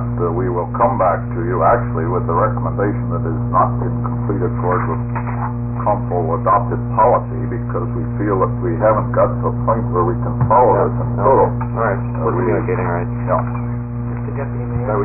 Mr. Attorney? I'd just correct what I'm sure was just a mistake on Councilman DeKirby's part. The motion should read award to the high bidder, because the high bidder is the one We can't make awards in conference, and I think my motion is that these would come to the Yes, official Yes, sir. council section. The for successful award. bidder, it's just a question of terminology. The successful bidder is the high bidder. This time, Well, not the the low successful bidder. bidder until we make the award. At this time, Alimbo, he is, in the eyes of the city manager, the second successful bidder is being recommended to the city council. And I asked the city manager, make these recommendations to go on the official council docket for our approval. And until we approve it, he's not successful.